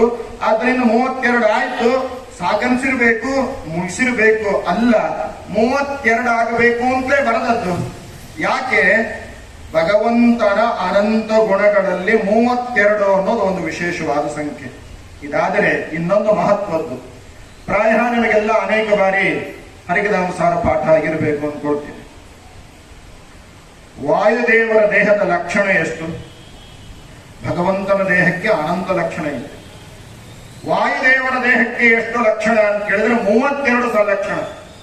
32 ಸಲಕ್ಷಣಗಳಿಂದ ಯುಕ್ತವಾದ ಜ್ಞಾನಾನಂದಮಯ ಶರೀರ ವಾಯುದೇವರ ಶರೀರ. ಹಾಗಾಗಿ ವಾಯುದೇವರ ಮಹಿಮೆಯನ್ನೇ ಈ ಹರಿಕಥಾನುಸಾರದಲ್ಲಿ ಹೇಳ್ತಾ ಇದ್ದಾರೆ. ಪ್ರತಿಯೊಂದು ಸಂಧಿಯಲ್ಲೂ 32 ಸಂಧಿಯಲ್ಲೂ ವಾಯುದೇವರ ಮಹಿಮೆ ಇದೆ ಅನ್ನೋದಕ್ಕೋಸ್ಕರವಾಗಿ 32 ಅನ್ನೋದು ವಾಯುದೇವರ ದೇಹದ ಲಕ್ಷಣ. ಆ ಕಾರಣಕ್ಕೋಸ್ಕರವಾಗಿ 32 ಸಂಧಿಯನ್ನು ಮಾಡಿದರು. ಇದು ಒಂದು ಕಾರಣ. ಇನ್ನೊಂದು ಕಾರಣ, ವಾಯುದೇವರ 3ನೇ ಅವತಾರ ಯಾವುದು? ಮಧ್ವಾಚಾರ್ಯರು. ಮಧ್ವಾಚಾರ್ಯರು ರಚನೆ ಮಾಡಿರ್ತಕ್ಕಂತಹ ಮಹಾಭಾರತ ತಾತ್ಪರ್ಯ ನಿರ್ಣಯ. ಆ ತಾತ್ಪರ್ಯ ನಿರ್ಣಯದಲ್ಲಿ ಎಷ್ಟು ಅಧ್ಯಾಯಗಳಿದೆ ಅಂದ್ರೆ 32 ಅಧ್ಯಾಯ ಇದೆ. ಹಾಗಾಗಿ ಆ 32 ಅಧ್ಯಾಯಗಳ ವಿಷಯ ಇಲ್ಲಿ ತಗೊಂಡ್ಬಂದಿದ್ದಾರೆ ದಾಸರು ಅನ್ನೋದಕ್ಕೋಸ್ಕರವಾಗಿ 32. ಮತ್ಯಾಕೆ 32 ಅಂತ ಕೇಳಿದ್ರೆ, ಆಚಾರ್ಯ ಮಧ್ವರು ಮಹಾಭಾರತ ತಾತ್ಪರ್ಯ ನಿರ್ಣಯದಲ್ಲಿ 32 ಅಧ್ಯಾಯ ಇದ್ದಾವೆ, 5000 ಶ್ಲೋಕ ಇದೆ. ಇದಕ್ಕೆ ರಾಯರೇನು ಮಾಡಿದ್ರು, ಮಂತ್ರಾಲಯ ಸ್ವಾಮಿಗಳೇನು ಮಾಡಿದ್ರು ಅಂತ ಕೇಳಿದ್ರೆ, 32 ಅಧ್ಯಾಯದ ಆ ತಾತ್ಪರ್ಯ ನಿರ್ಣಯಕ್ಕೆ ಒಂದು ಗ್ರಂಥವನ್ನು ಬರೆದ್ರು. ಮಹಾಭಾರತ ತಾತ್ಪರ್ಯ ನಿರ್ಣಯ ಭಾವ ಸಂಗ್ರಹ ಅಂತ ಗ್ರಂಥವನ್ನು ಮಾಡಿದ್ರು. ಏನ್ ಮಾಡಿದ್ರು ಗೊತ್ತಾ? ಒಂದೊಂದು ಅಧ್ಯಾಯ ನಿರೂಪಣೆಗೆ ಒಂದೇ ಶ್ಲೋಕ. ಏನ್ರಿ ರಾಯರ ಪಾಂಡಿತ್ಯ! ಒಂದೊಂದು ಅಧ್ಯಾಯದಲ್ಲಿ 100, 200, 300 ಶ್ಲೋಕ ಇದೆ ತಾತ್ಪರ್ಯ ನಿರ್ಣಯದಲ್ಲಿ. ಆದ್ರೆ ರಾಘವೇಂದ್ರ ಸ್ವಾಮಿಗಳು ಮಾಡಿದ್ದೇನು ಅಂದ್ರೆ, ಒಂದು ಅಧ್ಯಾಯದ ಸಾರವನ್ನ ಒಂದು ಶ್ಲೋಕದಲ್ಲಿ ತಿಳಿಸ್ತಾರೆ. ಹಾಗೆ ಮಹಾಭಾರತ ತಾತ್ಪರ್ಯ ನಿರ್ಣಯ ಅಂತ 32 ಶ್ಲೋಕ ಮಾಡಿದ್ರು. ಏನು ಅದ್ಭುತ! 5000 ಶ್ಲೋಕೆಯಲ್ಲಿ 32,000 ಶ್ಲೋಕೆಯಲ್ಲಿ. ಹಾಗಾಗಿ 32 ತಾತ್ಪರ್ಯ ನಿರ್ಣಯ ಭಾವ ಸಂಗ್ರಹದ ವಿಷಯ. ಅದು ಇಂತ ಬಂದಿದ್ದಾರೆ ಜಗನ್ನಾಥ ದಾಸರು. ಇನ್ನೊಬ್ಬ 32 ಇದ್ದಾರೆ. ಯಾರು? ಮಾದನೂರಿನ ವಿಷ್ಣು ತೀರ್ಥರು. ಅವರು ಭಾಗವತ ಸಾರೋದ್ಧಾರ ಅಂತ ಮಾಡಿದ್ದಾರೆ. ಆ ಭಾಗವತ ಸಾರೋದ್ಧಾರದಲ್ಲಿ ಅವರೇನು ಮಾಡಿದ್ದಾರೆ? 32 ಪ್ರಕರಣಗಳಂತ ಮಾಡಿದ್ದಾರೆ. ಶುಕಾಗಮನ ಪ್ರಕರಣ, ರಾಜವಿರಾಗ ಪ್ರಕರಣ, ಮಹನ್ ನಿಂದಾವರ್ಜನ ಪ್ರಕರಣ, ಮಹತ್ ಪ್ರಶಂಸಾವರ್ಜನ ಪ್ರಕರಣ ಅಂತೆಲ್ಲ 32 ಪ್ರಕರಣಗಳನ್ನೇ ಮಾಡಿದ್ದಾರೆ. ಅದನ್ನ ನೆನಪಿಸುವುದಕ್ಕೋಸ್ಕರವಾಗಿ ಏನು ಮಾಡಿದ್ದಾರೆ? ಜಗನ್ನಾಥ ದಾಸರು 32 ಸಂಧಿ ಮಾಡಿದ್ದಾರೆ. ಆಚಾರ 7 ಹೊಡಿತು, ಇರೋದೇ 2 ದಿವಸ. ಮತ್ ನೀವು ಕರುಣಾ ಸಂಧಿ ಹೇಳ್ತೀನಿ ಅಂತ ಹೇಳಿರಿ. ನಾನೇನು ಕರುಣಾ ಸಂಧಿ ಪೂರ್ತಿ ಹೇಳ್ತೀನಿ ಅಂತ ಪ್ರತಿಜ್ಞೆಯನ್ನು ಮಾಡಿ ಬಂದಿಲ್ಲ. ಆದ್ರೆ ಫಂಡಾಮೆಂಟಲಿ ಬೇಸಿಕಲಿ ಏನ್ ತಿಳ್ಕೊಳ್ಬೇಕು ಅದನ್ನು ತಿಳ್ಕೊಳ್ಬೇಕು. ಸರಿ, 32 ಈ ಒಂದು ಕಾರಣ ಆಯ್ತು. ಇನ್ನೊಂದು 32 ಇದೆ. ಯಾಕೆ ಅಂದ್ರೆ, ನಾರಸಿಂಹನೇ ನಮಿಪ್ಪೆ ಕರುಣಿಪುದು ಯಮಗೆ ಮಂಗಳವ. ನರಸಿಂಹದೇವರ ಸಂಖ್ಯೆ ಎಷ್ಟು? ನರಸಿಂಹದೇವರ ಸಂಖ್ಯೆ ಎಷ್ಟು? 32. ಮನೆಗೆ ಹೋಗಿ ಎಣಸ್ರಿ. ಉಗ್ರಂ ವೀರಂ ಮಹಾವೀರಂ ಜ್ವಲಂತಂ ಸರ್ವತೋಮುಖಂ ನೃಸಿಂಹಂ ಭೀಷಣಂ ಭದ್ರಂ ಮೃತ್ಯುಂ ನಮಾಮ್ಯಹಂ. ಎಷ್ಟು ಶ್ಲೋಕವ? 32 ಶ್ಲೋಕವ. ಹಾಗಾಗಿ ನರಸಿಂಹದೇವರ ಸಂಖ್ಯೆ ಏನು ಅಂತ ಕೇಳಿದ್ರೆ 32. ಹಾಗಾಗಿ ಜಗನ್ನಾಥದಾಸರು ಏನ್ ಮಾಡಿದ್ರು ಅಂತ ಕೇಳಿದ್ರೆ, ಕುಲಸ್ವಾಮಿ ಯಾರು? ಪ್ರಹ್ಲಾದರಾಜರು. ಯಾರು? ಪ್ರಹ್ಲಾದರಾಜರೇ ರಾಘವೇಂದ್ರ ಸ್ವಾಮಿಗಳಾಗಿ ಅವತಾರ ಮಾಡ್ತಾರೆ. ಪ್ರಹ್ಲಾದರಾಜರ ತಮ್ಮ ಯಾರು? ಸಲ್ಲಾದ. ಸಲ್ಲಾದರಾಜರು ಏನಾಗ್ತಾರೆ? ಜಗನ್ನಾಥದಾಸರಾಗಿ ಅವತಾರ ಮಾಡ್ತಾರೆ. ಅಂದಮೇಲೆ ಪ್ರಹ್ಲಾದರಾಜರ ಸಲ್ಲಾದರಾಜರ ಕುಲಸ್ವಾಮಿ ಯಾರು? ನರಸಿಂಹದೇವರು. ಹಾಗಾಗಿ ತಮ್ಮ ಕುಲಸ್ವಾಮಿಯಾದ ನರಸಿಂಹದೇವರನ್ನು ಸ್ಮರಣೆ ಮಾಡ್ಯಾರೆ ಅಂದ್ಕೊಳ್ತೀವ ಅಂದ್ರೆ ಇಲ್ಲ. ಕೆಲವರಂತಾರೆ, ಆಚಾರ ನಮ್ಮ ಕುಲಸ್ವಾಮಿ ಅನಂತ ಪದ್ಮನಾಭರಿ, ನಮ್ಮ ಕುಲದೇವರು ಪಂಡರಾಪುರದ ವಿಠಲ. ಇನ್ ಕೆಲವರಂತಾರ ನಮ್ಮ ಕುಲದೇವರು ಕೃಷ್ಣಾಷ್ಟಮಿ ಕೃಷ್ಣ. ಇನ್ ಕೆಲವರಂತಾರ ನಮ್ಮ ಕುಲದೇವರು ನರಸಿಂಹದೇವ್ರಿ, ನಮ್ಮ ಮನೆಗೆ ಮಡಿ ಬಹಳ. ಆ ಮಡಿ ಬಹಳ ಇರೋದಕ್ಕೂ ನರಸಿಂಹದೇವರೋದಕ್ಕೂ ಏನು ಸಂಬಂಧ ನನಗೆ ಇಲ್ಲಿ ತನಕ ಅರ್ಥ ಗೊತ್ತಿಲ್ಲ. ಸರಿನಾ? ಯಾವ ದೇವರಿಗೂ ಮಡಿ ಮಾಡಲೇಬೇಕು. ನರಸಿಂಹದೇವರು ಮಡಿ ಮಾಡಬೇಕು, ರಾಮಕೃಷ್ಣನ್ ಮಡಿ ಮಾಡಬಾರದು ಅಂತಿಲ್ಲ. ಎಲ್ಲ ದೇವರು ಮಡಿ ದೇವರೇ. ಮೊದಲು ಏನಾಗಬೇಕು? ಮನಸ್ಸು ಮಡಿ ಆಗಬೇಕು. ಮನವನಿತ್ತರೆ ತನ್ನ ನಿಯಮ ತನುವ ದಂಡಿಸಿ ದಿನ ದಿನದೇ ಸಾಧನ ಮಾಡಬರಿಗಿತ್ತವನು ಸ್ವರ್ಗಾದಿ ಭೋಗಗಳ. ಹಾಗಾಗಿ ಮನಸ್ಸು ನಮ್ಮನ್ನೇನ್ ಮಾಡ್ತಾ ಇದೆ ಅಂತ ಕೇಳಿದ್ರೆ ಹಾಳು ಮಾಡ್ತಾ ಇದೆ. ಹಾಗಾಗಿ ಮೊದಲು ಮಾಡಬೇಕಾದದ್ದು ನರಸಿಂಹ ಜಯಂತಿ ಮಡಿ ಅಲ್ಲ, ಮನದ ಮಡಿಯನ್ನ ಮಾಡಬೇಕು, ಮನಸ್ಸಿನ ಮಡಿಯನ್ನ ಮಾಡಬೇಕು. ಭಗವಂತನ ನಾಮಸ್ಮರಣೆ ಎನ್ನುವ ಮಡಿಯನ್ನ ಮಾಡಬೇಕು. ಆ ನಾಮಸ್ಮರಣೆ ಇಲ್ಲದ ಮಡಿ ಅದು ಎಂತಹ ಮಡಿ? ಅದಕ್ಕೆ ಪುರಂದರದಾಸರು ಕೇಳ್ತಾರೆ, ಹೃದಯದ ಮಲವನ್ನು ತೊಳೆಯದರಿಯದ ತಾವು, ಹೃದಯದ ಮಲವನ್ನು ತೊಳೆಯಲರಿಯದ ತಾವು, ಉದಯದಲೆದ್ದು ಗಡಗಡ ಮಿಂದು ನಡುಗುತ್ತ ಅದರಿಂದ ಏನು ಫಲ? ಅದಕ್ಕಿಂತ ಉದಯಾಸ್ತಮಾನ ನೀರೊಳಗಿದ್ದ ಮುದಿ ಕಪ್ಪೆ ಮಾಡಿದ ತಪ್ಪೇನು? ಅದಕ್ಕಿಂತ ಉದಯಾಸ್ತಮಾನ ನೀರೊಳಗಿದ್ದ ಮುದಿ ಕಪ್ಪೆ ಮಾಡಿದ ತಪ್ಪೇನು? ಪುರಂದರ ವಿಠಲನ ನಾಮವ ಸ್ಮರಿಸದೆ ದಿನಕ್ಕೆ 200-300 ಬಾರಿ ಮುಳುಗಿದರೆ ಏನು ಫಲ? ಪುರಂದರ ವಿಠಲನ ನಾಮವ ಸ್ಮರಿಸದೆ ದಿನಕ್ಕೆ 200-300 ಬಾರಿ ಮುಳುಗಿದರೆ ಏನು ಫಲ? ಅಕ್ಷರ ಕಾರ್ತಿಕ್ ಸ್ನಾನ 5ವರೆಗೆ ಮಾಡಿದ್ರಿ, ಬರೀ ಸ್ನಾನ ಮಾಡಿದ್ರೆ ಉಪಯೋಗ ಇಲ್ಲ. ಎಷ್ಟೋ ಜನ ಏನು ಮಾಡ್ತಾರ, ಕಾರ್ತಿಕ್ ಸ್ನಾನ 5ವರೆ ಮಾಡಿ ಮತ್ತು 9 ತನಕ ಮಲ್ಕೋತಾರ. ಹಂಗ ಮಾಡಿದ್ರೆ ಏನು ಉಪಯೋಗ? ಹಾಗಾದ್ರೆ ಗೋವಿಂದೇತಿ ಸದಾ ಸ್ನಾನ, ಪರಮಾತ್ಮನ ನಾಮಸ್ಮರಣೆ ನಿಜವಾದ ಸ್ನಾನ. ಹಾಗಾಗಿ ದಾಸರೇನು ಮಾಡಿದ್ರು? ನರಸಿಂಹನ ಸ್ತೋತ್ರ ಮಾಡಿದ್ರು. ಯಾಕೆ ಸ್ತೋತ್ರ ಮಾಡಿದ್ರು? ತಮ್ಮ ಕುಲದೇವರು ತಮ್ಮಣ್ಣ ಪ್ರಹ್ಲಾದರಾಜರು ಅವರಿಗೆ ನರಸಿಂಹ ಬಂದ ಅನ್ನೋದಕ್ಕೋಸ್ಕರವಾಗಿ ಸ್ಮರಣೆ ಮಾಡಿದ್ದಲ್ಲ. ನರಸಿಂಹದೇವರು ಪ್ರಪಂಚದಲ್ಲಿ ಎಷ್ಟು ಜೀವರಾಶಿಗಳಿದ್ದಾರೆ, ಆ ಎಲ್ಲ ಜೀವರಾಶಿಗಳು ಕುಲದೇವರು ಯಾರು ಅಂದ್ರೆ ಪ್ರಪಂಚದಲ್ಲಿರುವ ಎಲ್ಲ ಜೀವರಾಶಿಗಳ ಕುಲದೇವರು ಯಾರು ಅಂದ್ರೆ ನರಸಿಂಹದೇವರು. ಆದ್ದರಿಂದ ಮೊಟ್ಟ ಮೊದಲು ನರಸಿಂಹದೇವರ ಸ್ತೋತ್ರ ಮಾಡಿದ ಆಚಾರ್ಯರು ಯಾರು ಅಂದ್ರೆ ಶಂಕರಾಚಾರ್ಯರು. ಮೊಟ್ಟ ಮೊದಲು ನರಸಿಂಹದೇವರನ್ನ ಶ್ರೀ ನರಸಿಂಹ ಮಮ ದೇಹಿ ಕರಾವಲಂಬಂ ಅಂತ ನರಸಿಂಹದೇವರ ಕರಾವಲ ಸ್ತೋತ್ರವನ್ನ ಶಂಕರಾಚಾರ್ಯರು ಮಾಡಿದ್ದಾರೆ. ಹಾಗಾಗಿ ನರಸಿಂಹದೇವರು ಬರೀ ಒಂದು ಕುಲದ್ದು ಒಂದು ಊರಿಂದು ಕುಲಸ್ವಾಮಿ ಅಲ್ಲ, ಪ್ರಪಂಚದಲ್ಲಿ ಇರುವ ಎಲ್ಲರ ಕುಲಸ್ವಾಮಿ ನರಸಿಂಹದೇವರು. ಯಾಕೆ ಅಂತ ಕೇಳಿದ್ರೆ ಏನು ಸಂದೇಶ ಏನು ಅಂತ ಕೇಳಿದ್ರೆ, ಜೀವ ಸಾಧನೆ ಮಾಡ್ಕೊಳ್ತಾನೆ. ಬಹುನಾಂ ಜನ್ಮನಾಮಂತೆ, ಸಾವಿರಾರು ಜನ್ಮಗಳಾದ್ಮೇಲೆ ಸಾಧನೆ ಮಾಡ್ಕೊಳ್ತಾನೆ. ಸಾಧನೆ ಮಾಡ್ಕೊಂಡ ಮೇಲೆ ಏನಾಗತ್ತೆ? ಈ ಲಿಂಗದೇಹ ಹೋಗತ್ತೆ, ಲಿಂಗದೇಹ ಭಂಗ ಆಗತ್ತೆ, ಲಿಂಗದೇಹ ಭಂಗವಾಗಿ ಮೋಕ್ಷ ಆಗತ್ತೆ. ಮೋಕ್ಷವಾಗಬೇಕಾದ್ರೆ ಅವಾಗ ಭಗವಂತ ಏನ್ ಮಾಡ್ತಾನೆ ಅಂತ ಕೇಳಿದ್ರೆ, ತನ್ನ ಗದೆಯಿಂದ ಅಥವಾ ಖಡ್ಗದಿಂದ ಏನ್ ಮಾಡ್ತಾನೆ? ಲಿಂಗ ಶರೀರವನ್ನು ಸೀಳಿ ಹಾಕ್ತಾನೆ. ಸೀಳಿ ಹಾಕಿ ಅವಾಗ ಏನಾಗುತ್ತೆ? ಒಂದು ನದಿ ಸ್ನಾನ ಆಗುತ್ತೆ. ಆ ನದಿ ಸ್ನಾನ ಯಾವುದು? ವಿರಜಾ ನದಿ ಸ್ನಾನ. ವಿರಜಾ ನದಿ ಅದ್ಯಾವುದು? ಘಟಪ್ರಭಾ ನದಿ ಅಲ್ಲ, ತುಂಗಾಭದ್ರಾ ಅಲ್ಲ, ಅದು ಯಾವುದು? ವಿರಜಾ ನದಿ ಅಂದ್ರೆ ಲಕ್ಷ್ಮೀ ದೇವಿಯೇ ವಿರಜಾ ನದಿಯ ರೂಪದಿಂದ ಹರಿದಿದ್ದಾಳೆ. ಆ ವಿರಜಾ ನದಿ ಸ್ನಾನ ಆದ ಮೇಲೆ ಮೋಕ್ಷಕ್ಕೆ ಹೋಗ್ತೇವೆ. ಆ ಗದೆಯಿಂದ ಖಡ್ಗದಿಂದ ಸೀಳಿ ವಿರಜಾ ನದಿ ಸ್ನಾನವನ್ನು ಮಾಡಿಸಿ ನಮಗೆ ಮೋಕ್ಷ ಕೊಡುವ ರೂಪ ಯಾವುದು ಗೊತ್ತಾ? ನರಸಿಂಹ ರೂಪ. ಆದ್ದರಿಂದ ದಾಸರು ಯಾಕೆ ನರಸಿಂಹನ ಸ್ತೋತ್ರ ಮಾಡಿದ್ದಾರೆ ಅಂದ್ರೆ, ಹರಿಕಥಾಮೃತ ಸಾರ ಪಾರಾಯಣ ಮಾಡಿದ್ರೆ, ಅಧ್ಯಯನವನ್ನ ಮಾಡಿದ್ರೆ ಮೋಕ್ಷಪ್ರದ ನರಸಿಂಹ ಅವನು ಮೋಕ್ಷವನ್ನೇ ಕೊಡ್ತಾನೆ ಅನ್ನೋದಕ್ಕೋಸ್ಕರವಾಗಿ ನಾರಸಿಂಹನೇ ನಮಿಪೆ ಕರುಣಿಪುದು ಯಮಗೆ ಮಂಗಳವ ಅಂತ. ಯಾಕೆ ನರಸಿಂಹ? ಕೃಷ್ಣನನ್ನೇ ಹೇಳ್ಬೋದು, ರಾಮನನ್ನೇ ಹೇಳ್ಬೋದು, ನಾರಸಿಂಹನೇ ನಮಿಪೆ ಅಂತ ಹೇಳಿದ್ರು. ಇದು ಕಾರಣ. ಮುಂದೆ ಹೇಳ್ತಾರೆ, ವಾಸುದೇವನು ಅನ್ನದೊಳು ನಾನಾ ಸುಭಕ್ಷದೆ ಸಂಕರುಷಣನು ಕೃತೀಶ ಪರಮನ್ನದೊಳು ಕೃತದೊಳಗಿಪ್ಪ ಅನಿರುದ್ಧ ಆ ಸುಪರ್ಣಂ ಸಗನು ಸೂಪದಿ ಅಂತ ಹೇಳ್ತಾರೆ. ವಾಸುದೇವರು ಅನ್ನದೊಳು ನಾನಾ ಸುವಕ್ಷತೆ ಸಂಕರ್ಷಣ ಅಂತ ಹೇಳಿ ಒಂದು ಸೈನ್ಸ್ ಇದೆ. ಇದಕ್ಕಿಂತ ದೊಡ್ಡ ಸೈನ್ಸ್ ಇನ್ನೊಂದಿಲ್ಲ. ವಾಸುದೇವನ ಅನ್ನದೊಳು, ವಾಸುದೇವ ಅನ್ನದೊಳಗೆ ಯಾಕೆ ಬಂದ? ನಾನಾ ಸುಭಕ್ಷತೆ ಸಂಕರ್ಷಣ. ಸಂಕರ್ಷಣ ಯಾಕೆ ಬರಲಿಲ್ಲ? ಅನ್ನದೊಳಗೆ ಸಂಕರ್ಷಣ ತಗೊಂಡ್ಬರೋಣ, ಸುಭಕ್ಷತೆ ವಾಸುದೇವನ ತಗೊಂಡ್ಬರೋಣ. ಎಲ್ಲ ಒಂದೇ ರೂಪ ಅಲ್ಲ. ಇದಕ್ಕೇನು ಹೇಳ್ತೀವಿ? ಇದೇ ಸೈನ್ಸ್, ಇದೇ ವಿಜ್ಞಾನ. ವಿಜ್ಞಾನ ಅಂದ್ರೆ ಸೈನ್ಸ್ ಅಲ್ಲ. ವಿಜ್ಞಾನ ಅಂದ್ರೆ ವಿಶಿಷ್ಟವಾದ ಜ್ಞಾನ.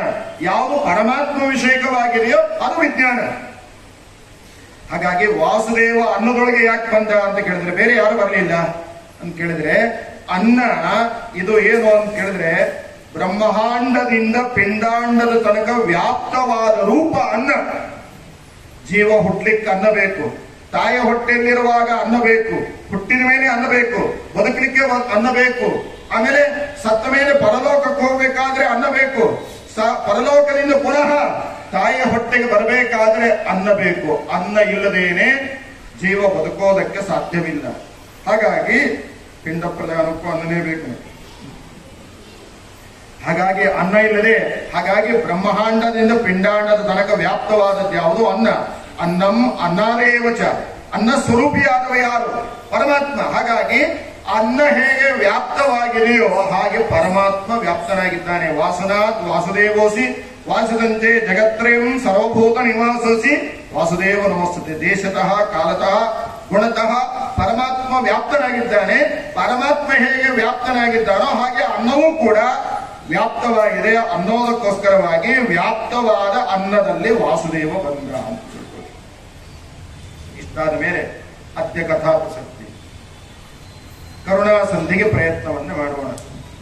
ಎರಡನೇ ಸಂಧಿ ಕರುಣಾ ಸಂಧಿ. ಹೌದಾ? ಇದ್ರೊಳಗೇನು ಯಾರಿಗೇನು ಸಂದೇಹ ಇಲ್ಲ. ಮೂರನೇ ಸಂಧಿ ವ್ಯಾಪ್ತಿ ಸಂಧಿ. ಅಲ್ಲ, ನಾವು ಒಂಚೂರು ಬದಲು ಮಾಡೋಣ. ಮೂರನೇ ಸಂಧಿಯನ್ನ ಕರುಣಾ ಸಂಧಿ ಮಾಡೋಣ, ಎರಡನೇ ಸಂಧಿಯನ್ನ ವ್ಯಾಪ್ತಿ ಸಂಧಿ ಮಾಡೋಣ. ಮಾಡಿದ್ರೆ ಏನಾಗ್ತದೆ? ಈಗ ಯಾರ್ಯಾರು ಏನೇನು ಮಾಡ್ತಾರಲ್ಲ, ಅದನ್ನ ತೆಗೆದು ಇದನ್ನ ಹಾಕ್ತಾರೆ, ಇದನ್ನ ತೆಗೆದು ಹಾಕ್ತಾರೆ, ಅಂಕಿತ ಬದಲು ಮಾಡ್ತಾರೆ, ಏನೇನೋ ಮಾಡ್ತಾರೆ. ಹೌದಲ್ಲ? ಆದರೆ ಯಾಕೆ ಎರಡನೇ ಸಂಧಿ ಕರುಣಾ ಸಂಧಿ ಆಯಿತು, ಮೂರನೇ ಸಂಧಿ ವ್ಯಾಪ್ತಿ ಸಂಧಿ ಆಯಿತು, 32 ಸಂಧಿ ಒಂದೊಂದು ಹೆಸರಿದೆ, ಯಾಕೆ ಹಾಗಾಯ್ತು ಅನ್ನೋದಕ್ಕೆ ನಾನು ಕ್ಯಾಲ್ಕುಲೇಷನ್ ಮಾಡಿಟ್ಟೆ. ಎಲ್ಲ ಈಗ ಹೇಳಲ್ಲ, ಮತ್ತೆ ಎಲ್ಲ ಈಗ ಹೇಳಿದ್ರೆ ಇನ್ನೊಮ್ಮೆ ನೀವು ಕಳ್ಸಂಗಿಲ್ಲ, ಹೇಳಿಕ್ ಟೈಮೂ ಇಲ್ಲ. ಸರಿನಾ? ಯಾಕೆ ಎರಡನೇ ಸಂಧಿ ಕರುಣಾ ಸಂಧಿ ಆಯಿತು? ಎರಡು ಅನ್ನೋದಕ್ಕೆ ಅದ್ವಿತೀಯ ಅಂತ ಹೆಸರು.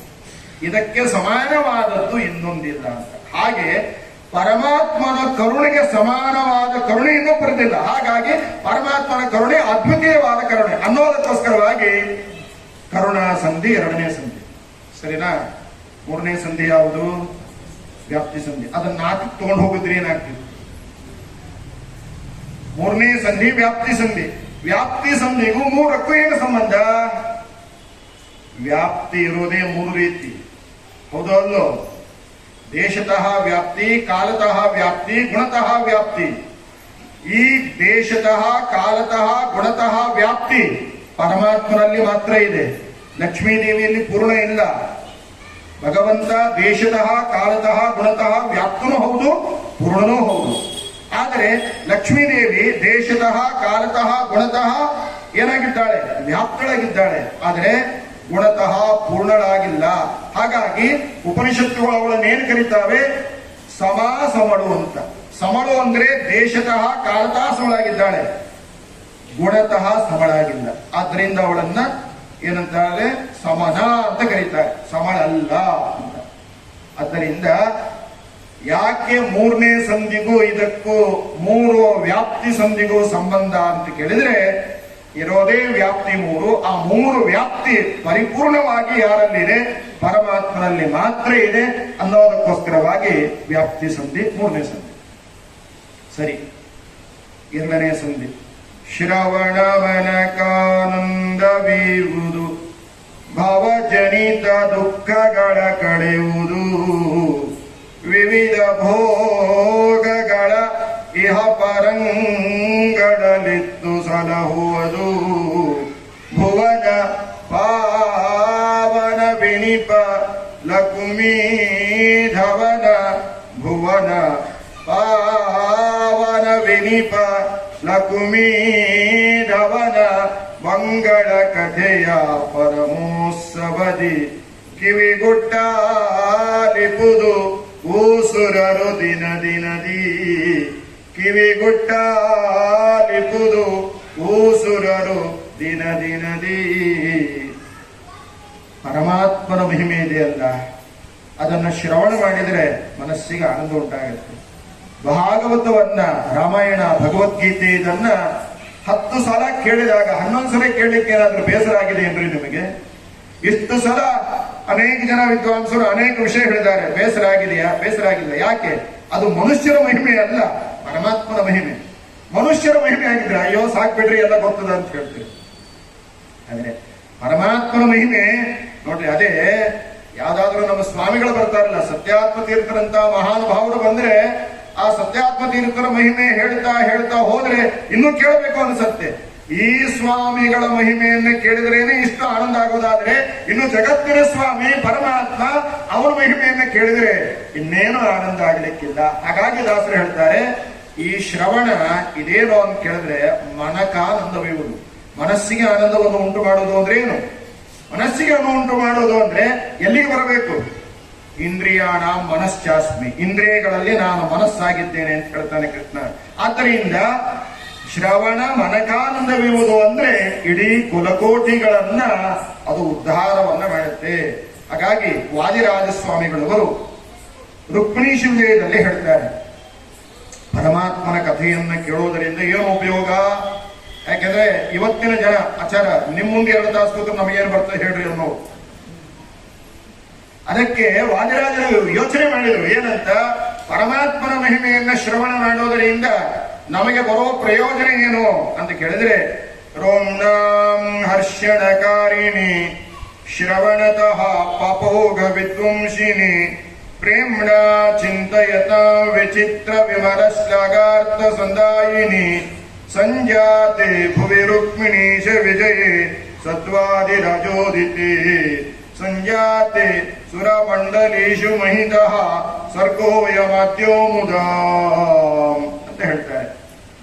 ನೋಡಿ, ರೋಮ್ಣಾಂ ಹರ್ಷಣ ಕಾರಣಿ, ಭಗವಂತನ ಕಥೆಯನ್ನ ಶ್ರವಣ ಮಾಡಿದರೆ ಮೈ ಮನ ರೋಮಾಂಚನವಾಗ್ತಾ ಇದೆ. ಪಾಪೋಗ ವಿಧ್ವಂಸಿನಿ, ಪಾಪ ಎನ್ನುವ ಬೆಟ್ಟ ಏನಾಗುತ್ತೆ ಅಂದ್ರೆ ಪರಿಹಾರವಾಗುತ್ತೆ. ನೋಡಿ, ಟನ್ಗಟ್ಲೆ ಹತ್ತಿ ರಾಶಿ ಇರುತ್ತೆ. ಆ ಟನ್ಗಟ್ಲೆ ಇರುವ ಹತ್ತಿ ರಾಶಿಯನ್ನು ಸುಡಬೇಕಾದ್ರೆ ಟನ್ಗಟ್ಲೆ ಬೆಂಕಿ ಬೇಕಿಲ್ಲ. ಇಡೀ ಬೆಂಕಿ ಇದ್ರೆ ಏನಾಗುತ್ತೆ? ಟನ್ಗಟ್ಲೆ ಇರುವ ಹತ್ತಿ ರಾಶಿ ಏನಾಗುತ್ತೆ? ಸುಟ್ಟು ಹೋಗುತ್ತೆ. ಹಾಗೆ ಜನ್ಮ ಜನ್ಮಾಂತರದ ಪಾಪ ಎಲ್ಲವೂ ಕೂಡ ಏನಾಗುತ್ತೆ ಅಂತ ಕೇಳಿದ್ರೆ ಆ ರಾಮನ, ಆ ಕೃಷ್ಣನ ನಾಮಸ್ಮರಣೆಯನ್ನ ಮಾಡಿದ್ರೆ ಪರಿಹಾರವಾಗುತ್ತೆ. ಹಾಗಾಗಿ ನರ ಜನ್ಮ ಬಂದಾಗ ನಾಲಿಗೆ ಇರುವಾಗ ಕೃಷ್ಣ ಎನ್ನಬಾರದೆ. ಅಲ್ಲಪ್ಪ, ನರಜನ್ಮನೂ ಬಂದದ, ನಾಲಿಗೆ ಹೋಗ, ಇಷ್ಟಾದ್ರೂ ನೀನು ಕೃಷ್ಣ ಯಾಕಂತ ಇಲ್ಲ. ಅದ ಕಾರಣ ಹೇಳ್ತಾರೆ, ಯಾಕ್ರಿ ಕೃಷ್ಣನ ಸ್ಮರಣೆ ಯಾಕೆ ಮಾಡಬೇಕು? ಕೃಷ್ಣನ ನೆನೆದರೆ ಕಷ್ಟ ಒಂದಿಷ್ಟಿಲ್ಲ, ಕೃಷ್ಣ ಎನ್ನಬಾರದೆ. ಕೃಷ್ಣನನ್ನ ಸ್ಮರಣೆ ಮಾಡಿದರೆ ಕಷ್ಟ ಒಂದಿಷ್ಟು ಇಲ್ಲ. ಅದರಿಂದ ಏಕೋಪಿ ಕೃಷ್ಣಸ್ಯ ಕೃತ ಪ್ರಣಾಮ, ಕೃಷ್ಣನ ನಾಮಸ್ಮರಣೆ, ಅವನಿಗೆ ನಮಸ್ಕಾರ ಹಾಕೋದ್ರಿಂದ ಏನಾಗುತ್ತೆ ಅಂತ ಕೇಳಿದ್ರೆ ಕೋಟಿ ಕೋಟಿ ಜನ್ಮದ ಪಾಪಗಳೇನಾಗ್ತವೆ? ಪರಿಹಾರವಾಗ್ತವೆ. ನೋಡಿ, ಒಂದು ಪ್ರಸಂಗ, ಮಹಾಭಾರತ ಯುದ್ಧ ಆರಂಭ ಆಗಬೇಕು. ಅವಾಗೇನಾಯ್ತು? ಪಾಂಡವರ ಕಡೆ 7 ಅಕ್ಷೋಹಿಣಿ, ಕೌರವರ ಕಡೆ 11 ಅಕ್ಷೋಹಿಣಿ. ಇನ್ನೇನು ಯುದ್ಧ ಆರಂಭ ಆಗಬೇಕು ಅನ್ನುವಾಗ ಏನಾಯ್ತು? ಧರ್ಮರಾಜ, ಅರ್ಜುನ, ನಕುಲಾದಿಗಳೇನ್ ಮಾಡ್ತಾರೆ? ಬಿಲ್ಲು ಬಾಣ ಕೆಳಗಿಡ್ತಾರೆ, ಪಾದರಕ್ಷಣೆ ಕಳಿಸ್ತಾರೆ. ಭೀಷ್ಮದ್ರೋಣರು ಬಳಿಗೆ ಹೋಗ್ತಾರೆ. ಗಾಬರಿ ಆಯ್ತು, ಓಹೋ ಕಾಂಪ್ರಮೈಸ್ ಮಾಡ್ಕೊಳ್ತಾರೆ ಕಾಣಿಸ್ತದೆ ಅಂತ. ಸರಿ, ಅರ್ಜುನ ಧರ್ಮರಾಜ ಬಂದವರೇ ಏನ್ ಮಾಡಿದ್ರು ಅಂತ ಕೇಳಿದ್ರೆ ಭೀಷ್ಮಾಚಾರ್ಯರಿಗೆ, ದ್ರೋಣಾಚಾರ್ಯರಿಗೆ ಸಾಷ್ಟಾಂಗ ನಮಸ್ಕಾರ ಹಾಕಿದ್ರು. ಆವಾಗ ಭೀಷ್ಮರ ಬಾಯಿಂದ ಬಂದ ಮಾತೇನು? ವಿಜಯ ಭವ ಅಂತ. ಯುದ್ಧ ಆರಂಭ ಹಾಗೇ ಇಲ್ಲ, ವಿಜಯ ಭವ ಅಂತ ಆಶೀರ್ವಾದ. ಒಬ್ಬ ಭೀಷ್ಮದ್ರೋಣರಿಗೆ ನಮಸ್ಕಾರ ಮಾಡಿದ್ರಿಂದ ವಿಜಯ ಭವ ಅಂತಾಯ್ತು, ವಿಜಯ ಆಯ್ತು ಅಂದ ಮೇಲೆ ಇನ್ನು ಪರಮಾತ್ಮನಿಗೆ ನಮಸ್ಕಾರವನ್ನು ಮಾಡೋದ್ರಿಂದ, ಅವನ ಮಹಿಮೆಯನ್ನು ಶ್ರವಣ ಮಾಡೋದ್ರಿಂದ ನಮ್ಮ ಕುಲಕೋಟಿಗಳು ಪಾವನವಾಗ್ತವೆ ಅಂತ ಪ್ರತ್ಯೇಕವಾಗಿ ಹೇಳಬೇಕಾಗಿಲ್ಲ. ನೀವೆಲ್ಲ ಮಕ್ಕಳಿಗೋಸ್ಕರವಾಗಿ ಮನೆ ಮಾಡಿರಿ, ಕಾರು ಮಾಡಿರಿ, ಆಸ್ತಿ ಮಾಡಿರಿ, ಬ್ಯಾಂಕ್ ಬ್ಯಾಲೆನ್ಸ್ ಮಾಡಿರಿ, ಅದು ಲೌಕಿಕವಾದದ್ದು. ಆದರೆ ಕುಲಕೋಟಿಗಳು ಉದ್ಧಾರವಾಗಬೇಕಾದ್ರೆ ಮಾಡಿದ್ಯಾವುದು? ಶ್ರವಣ ಮನಕಾನಂದ ಬೀರುವುದು, ಭವಜನಿತ ದುಃಖಗಳ ಕಳೆಯುವುದು. ಭಾರಿ ತಾಪತ್ರಯ ಇದೆ ಅನ್ಕೊಳ್ರಿ. ಮಗನ ಮದುವೆ ಆಗ್ಬೇಕು, ಮದುವೆ ಆದ್ಮೇಲೆ ಇವಾಗೆಲ್ಲ ಹೊಸದು ಶುರುವಾಗಿದೆ. ಮದುವೆ ಆಗೋದೇ ಒಂದು ಸಮಸ್ಯೆ ಒಂದು ಕಾಲಕ್ಕಿತ್ತು, ಇವಾಗ ಮದುವೆ ಆದ್ಮೇಲೆ ಹೊಸ ಹೊಸ ಸಮಸ್ಯೆಗಳು. ಆ ತರಹ ಎಲ್ಲ ಅನೇಕ ಸಮಸ್ಯೆಗಳ ಪರಿಹಾರಕ್ಕೆ ಭವಜನಿತ ದುಃಖಗಳ ಕಳೆಯುವುದು ಯಾವುದು? ಒಂದು ವಾರ ಸುಂದರಕಾಂಡ ರಾಮಾಯಣ ಪಾರಾಯಣ ಮಾಡ್ರಿ, ಒಂದು ವಾರ ಮನ್ಯ ಸೂಕ್ತದಿಂದ ಮನ್ಯ ಸೂಕ್ತ ಪುನಶ್ಚರಣ ಮಾಡ್ರಿ, ಭವಜನಿತ ದುಃಖಗಳ ಕಳೆಯುವುದು ಮಾಡಿ ನೋಡ್ರಿ. ಇದನ್ನ ಇಲ್ಲಪ್ಪ ಬಿಟ್ಟು ಬಿಡವೆ ಒಂದು ದಿವಸ ತಪ್ಪದೆ ವಿಷ್ಣು ಸಹಸ್ರನಾಮ ಪಾರಾಯಣವನ್ನು ಒಂದು ಬಾರಿ ಮಾಡ್ರಿ ಸಾಕು. ಒಂದು ಬಾರಿ ವಿಷ್ಣು ಸಹಸ್ರನಾಮ ಪಾರಾಯಣವನ್ನು ಮಾಡ್ರಿ, ತಪ್ಪದೇ ಮಾಡ್ರಿ, ಸಂಕಲ್ಪ ಮಾಡ್ರಿ. ಏನಾಗಲ್ಲ, ನಿಮ್ಮ ಮನೆಯಲ್ಲಿ ಏನೇನು ಸಮಸ್ಯೆಗಳಿದೆ, ಆಹಾರದ ಸಮಸ್ಯೆ, ಆರೋಗ್ಯದ ಸಮಸ್ಯೆ, ಗಂಡ ಹೆಂಡತಿ ಮಕ್ಕಳು ಇತ್ಯಾದಿ ಇತ್ಯಾದಿ ಏನೇನು ಸಮಸ್ಯೆ ಇದೆ, ಆ ಎಲ್ಲ ಸಮಸ್ಯೆಗಳಿಗೆ ಪರಿಹಾರ ಒಂದೇ ಒಂದು ಯಾವುದು ಅಂದ್ರೆ ವಿಷ್ಣು ಸಹಸ್ರನಾಮ ಪಾರಾಯಣ. ಅದನ್ನೇ ಭಾವಜನಿತ ದುಃಖಗಳ ಕಳೆಯುವುದು, ವಿವಿಧ ಭೋಗಗಳ ಇಹ ಪರಂಗಳಲ್ಲಿತ್ತು ಸಲಹುವುದು. ಆದ್ದರಿಂದ ಅಪರೋಕ್ಷ ಜ್ಞಾನಿಗಳು ಹೇಳಿದ ಮಾತಿದು, ಸಾಮಾನ್ಯವಾಗಿರತಕ್ಕಂತಹ ಮಾತಲ್ಲ. ಆದ ಕಾರಣ ಕಿವಿಗೊಟ್ಟಾಲಿಪುದು ಭೂಸುರರು ದಿನ ದಿನದಿ. ಕಿವಿಗೊಟ್ಟಾಲಿಪುದು ಅಂದ್ರೆ ಏನು? ನಾವು ಕಿವಿಯಿಂದಲೇ ಕೇಳ್ತೇವೆ, ಕಣ್ಣಿನಿಂದ ಕೇಳ್ತೇವೇನು? ಕಿವಿಗೊಟ್ಟಾಲಿಪುದು ಅಂದ್ರೆ ಇದನ್ನ ಈ ಆಚಾರ ನಮ್ಮವರೆಲ್ಲ ಬೃಹಸ್ಪತಿಗಳ್ರಿ ಏನ್ ಕೇಳ್ತಾರ ಅಂತ ಕೇಳಿದ್ರೆ, ಆಚಾರ ದೇವರು ಎರಡು ಕಿವಿ ಯಾಕೆ ಕೊಟ್ಟ ಅಂತ ಗೊತ್ತೇನ್ರಿ? ಈ ಕಿವಿಯಿಂದ ಕೇಳಲಿಕ್ಕೆ, ಕಿವಿಯಿಂದ ಬಿಡ್ಲಿಕ್ಕೆ ಹಂಗಲ್ಲ. ಕಿವಿಗೊಟ್ಟಾಲಿಪುದು ಅಂತ ಕೇಳಿದ್ರೆ ಮನಸ್ಸಿಟ್ಟು ಕೇಳು, ಕಿವಿಯಲ್ಲಿ ಧಾರಣೆಯನ್ನ ಮಾಡು. ಶ್ರೋತ್ರೇಂದ್ರಿಯ ಇರೋದೇ ಯಾವುದಕ್ಕೆ ಅಂತ ಕೇಳಿದ್ರೆ ಪರಮಾತ್ಮನ ಮಹಿಮೆಯನ್ನ ಶ್ರವಣ ಮಾಡುವುದಕ್ಕೆ ಎಂಬುದಾಗಿ ಹೇಳ್ತಾ ನೋಡ್ರಿ, ಅವನ ಮಹಿಮೆ ಹೇಗಿದೆ. ಶ್ರುತಿ ತೈಗಳಿಗ ಅಭಿಮಾನಿಲ ಕುಮಿ ಸ್ತುತಿಗಳಿಗೆ ಗೋಚರಿಸದ ಅಪ್ರತಿಹತ ಮಹೇಶ್ವರ್ಯಾದ್ಯಖಿಲ ಸದ್ಗುಣಗಣಾಂಬುದಿ. ಪ್ರತಿ ದಿವಸ ತನ್ನಂಗ್ರಿ ಸೇವಾ ರಥ ಮಹಾತ್ಮರು ಮಾಡುತ್ತಿಹ ಸಂಸ್ತುತಿಗೆ ವಶನಾಗುವನು. ಇವನ ಕಾರುಣ್ಯಕ್ಕೆ ಏನೆಂಬೆ. ಏನ್ ಹೇಳ್ತಾ ಇದ್ದಾರೆ ಈ ದಾಸರಿ ನುಡಿಯನ್ನೇ? ಮಹಾಲಕ್ಷ್ಮೀ ದೇವಿ ಒಂದು ರೂಪದಿಂದ ಅಲ್ಲ, ಅನಂತ ಅನಂತ ರೂಪಗಳಿಂದ ಪರಮಾತ್ಮನ ಸೇವೆಯನ್ನ ಮಾಡ್ತಾಳೆ. ಅವರ ಸೇವೆಯನ್ನ ಅನಂತ ರೂಪಗಳಿಂದ ಮಾಡ್ತಾಳೆ. ಯಾಕೆ? ಅವನು ಅನಂತ. ಹಾಗಾಗಿ ಅನಂತನ ಸೇವೆಯನ್ನ ಅನಂತ ರೂಪಗಳಿಂದ ಮಾಡ್ತಾಳೆ. ಅಂತಹ ಅವಕಾಶ ಲಕ್ಷ್ಮೀ ದೇವಿ ಇದೆ, ಅವಳಿಗೆ ಬಿಟ್ಟರೆ ಬೇರೆ ಯಾರಿಗೂ ಇಲ್ಲ. ಬೇರೆಯವರೆಲ್ಲ ಪ್ರಳಯ ಕಾಲ ಇದೆಯಲ್ಲ, ಪ್ರಳಯ ಕಾಲದಲ್ಲಿ ಬೇರೆ ಎಲ್ಲಾ ದೇವತೆಗಳು ಲಕ್ಷ್ಮೀ ದೇವಿಯನ್ನು ಹೊರತುಪಡಿಸಿ ಇನ್ನೆಲ್ಲಾ ದೇವತೆಗಳು ಪ್ರಳಯ ಕಾಲದಲ್ಲಿ ಪರಮಾತ್ಮನ ಉದರದಲ್ಲಿ ಇರ್ತಾರೆ. ಹೌದಾ? ಹೌದೌದು. ಆದ್ರೆ ಪ್ರಳಯ ಕಾಲದಲ್ಲಿ ಸೇವೆ ಮಾಡುವ ಒಂದೇ ಒಂದು ಚೇತನ ಅಂದ್ರೆ ಯಾರು? ಲಕ್ಷ್ಮೀ ದೇವಿ. ಅಲ್ರಿ, ಪ್ರಳಯ ಕಾಲದಲ್ಲಿ ಲಕ್ಷ್ಮೀ ದೇವಿ ಎಲ್ಲಿದ್ದಾಳೆ? ಯಾವ ಚಿತ್ರ ನೋಡಿಲ್ಲ, ಯಾವ ವಾಟ್ಸಪ್ ನೋಡಿದೆ, ಯಾವ ಯೂಟ್ಯೂಬ್ ನೋಡಿಲ್ಲ.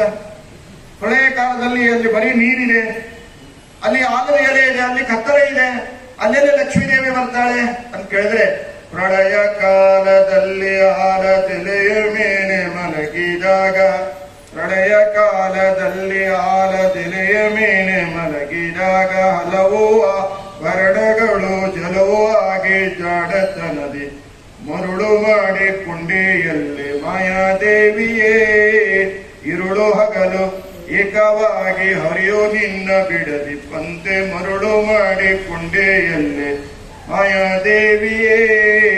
ಎಡಕ್ಕೆ ಭೂಮಿ ಬಲಕ್ಕೆ ಶ್ರೀಯು ಎದುರಿನಲ್ಲಿ ದುರ್ಗಾದೇವಿ ತೊಡೆಯ ಮೇಲೆ ಲಕ್ಷ್ಮಿಯಾಗಿ ಬಿಡದೆ ನಿನ್ನ ಮುದ್ದಿಡುವಂತೆ ಮರುಳು ಮಾಡಿ ಕುಂಡೆಯಲ್ಲೇ ಮಾಯಾದೇವಿಯೇ. ನೀರಿನ ಮೇಲೆ ಮಲಿಕೊಂಡಾನೆ.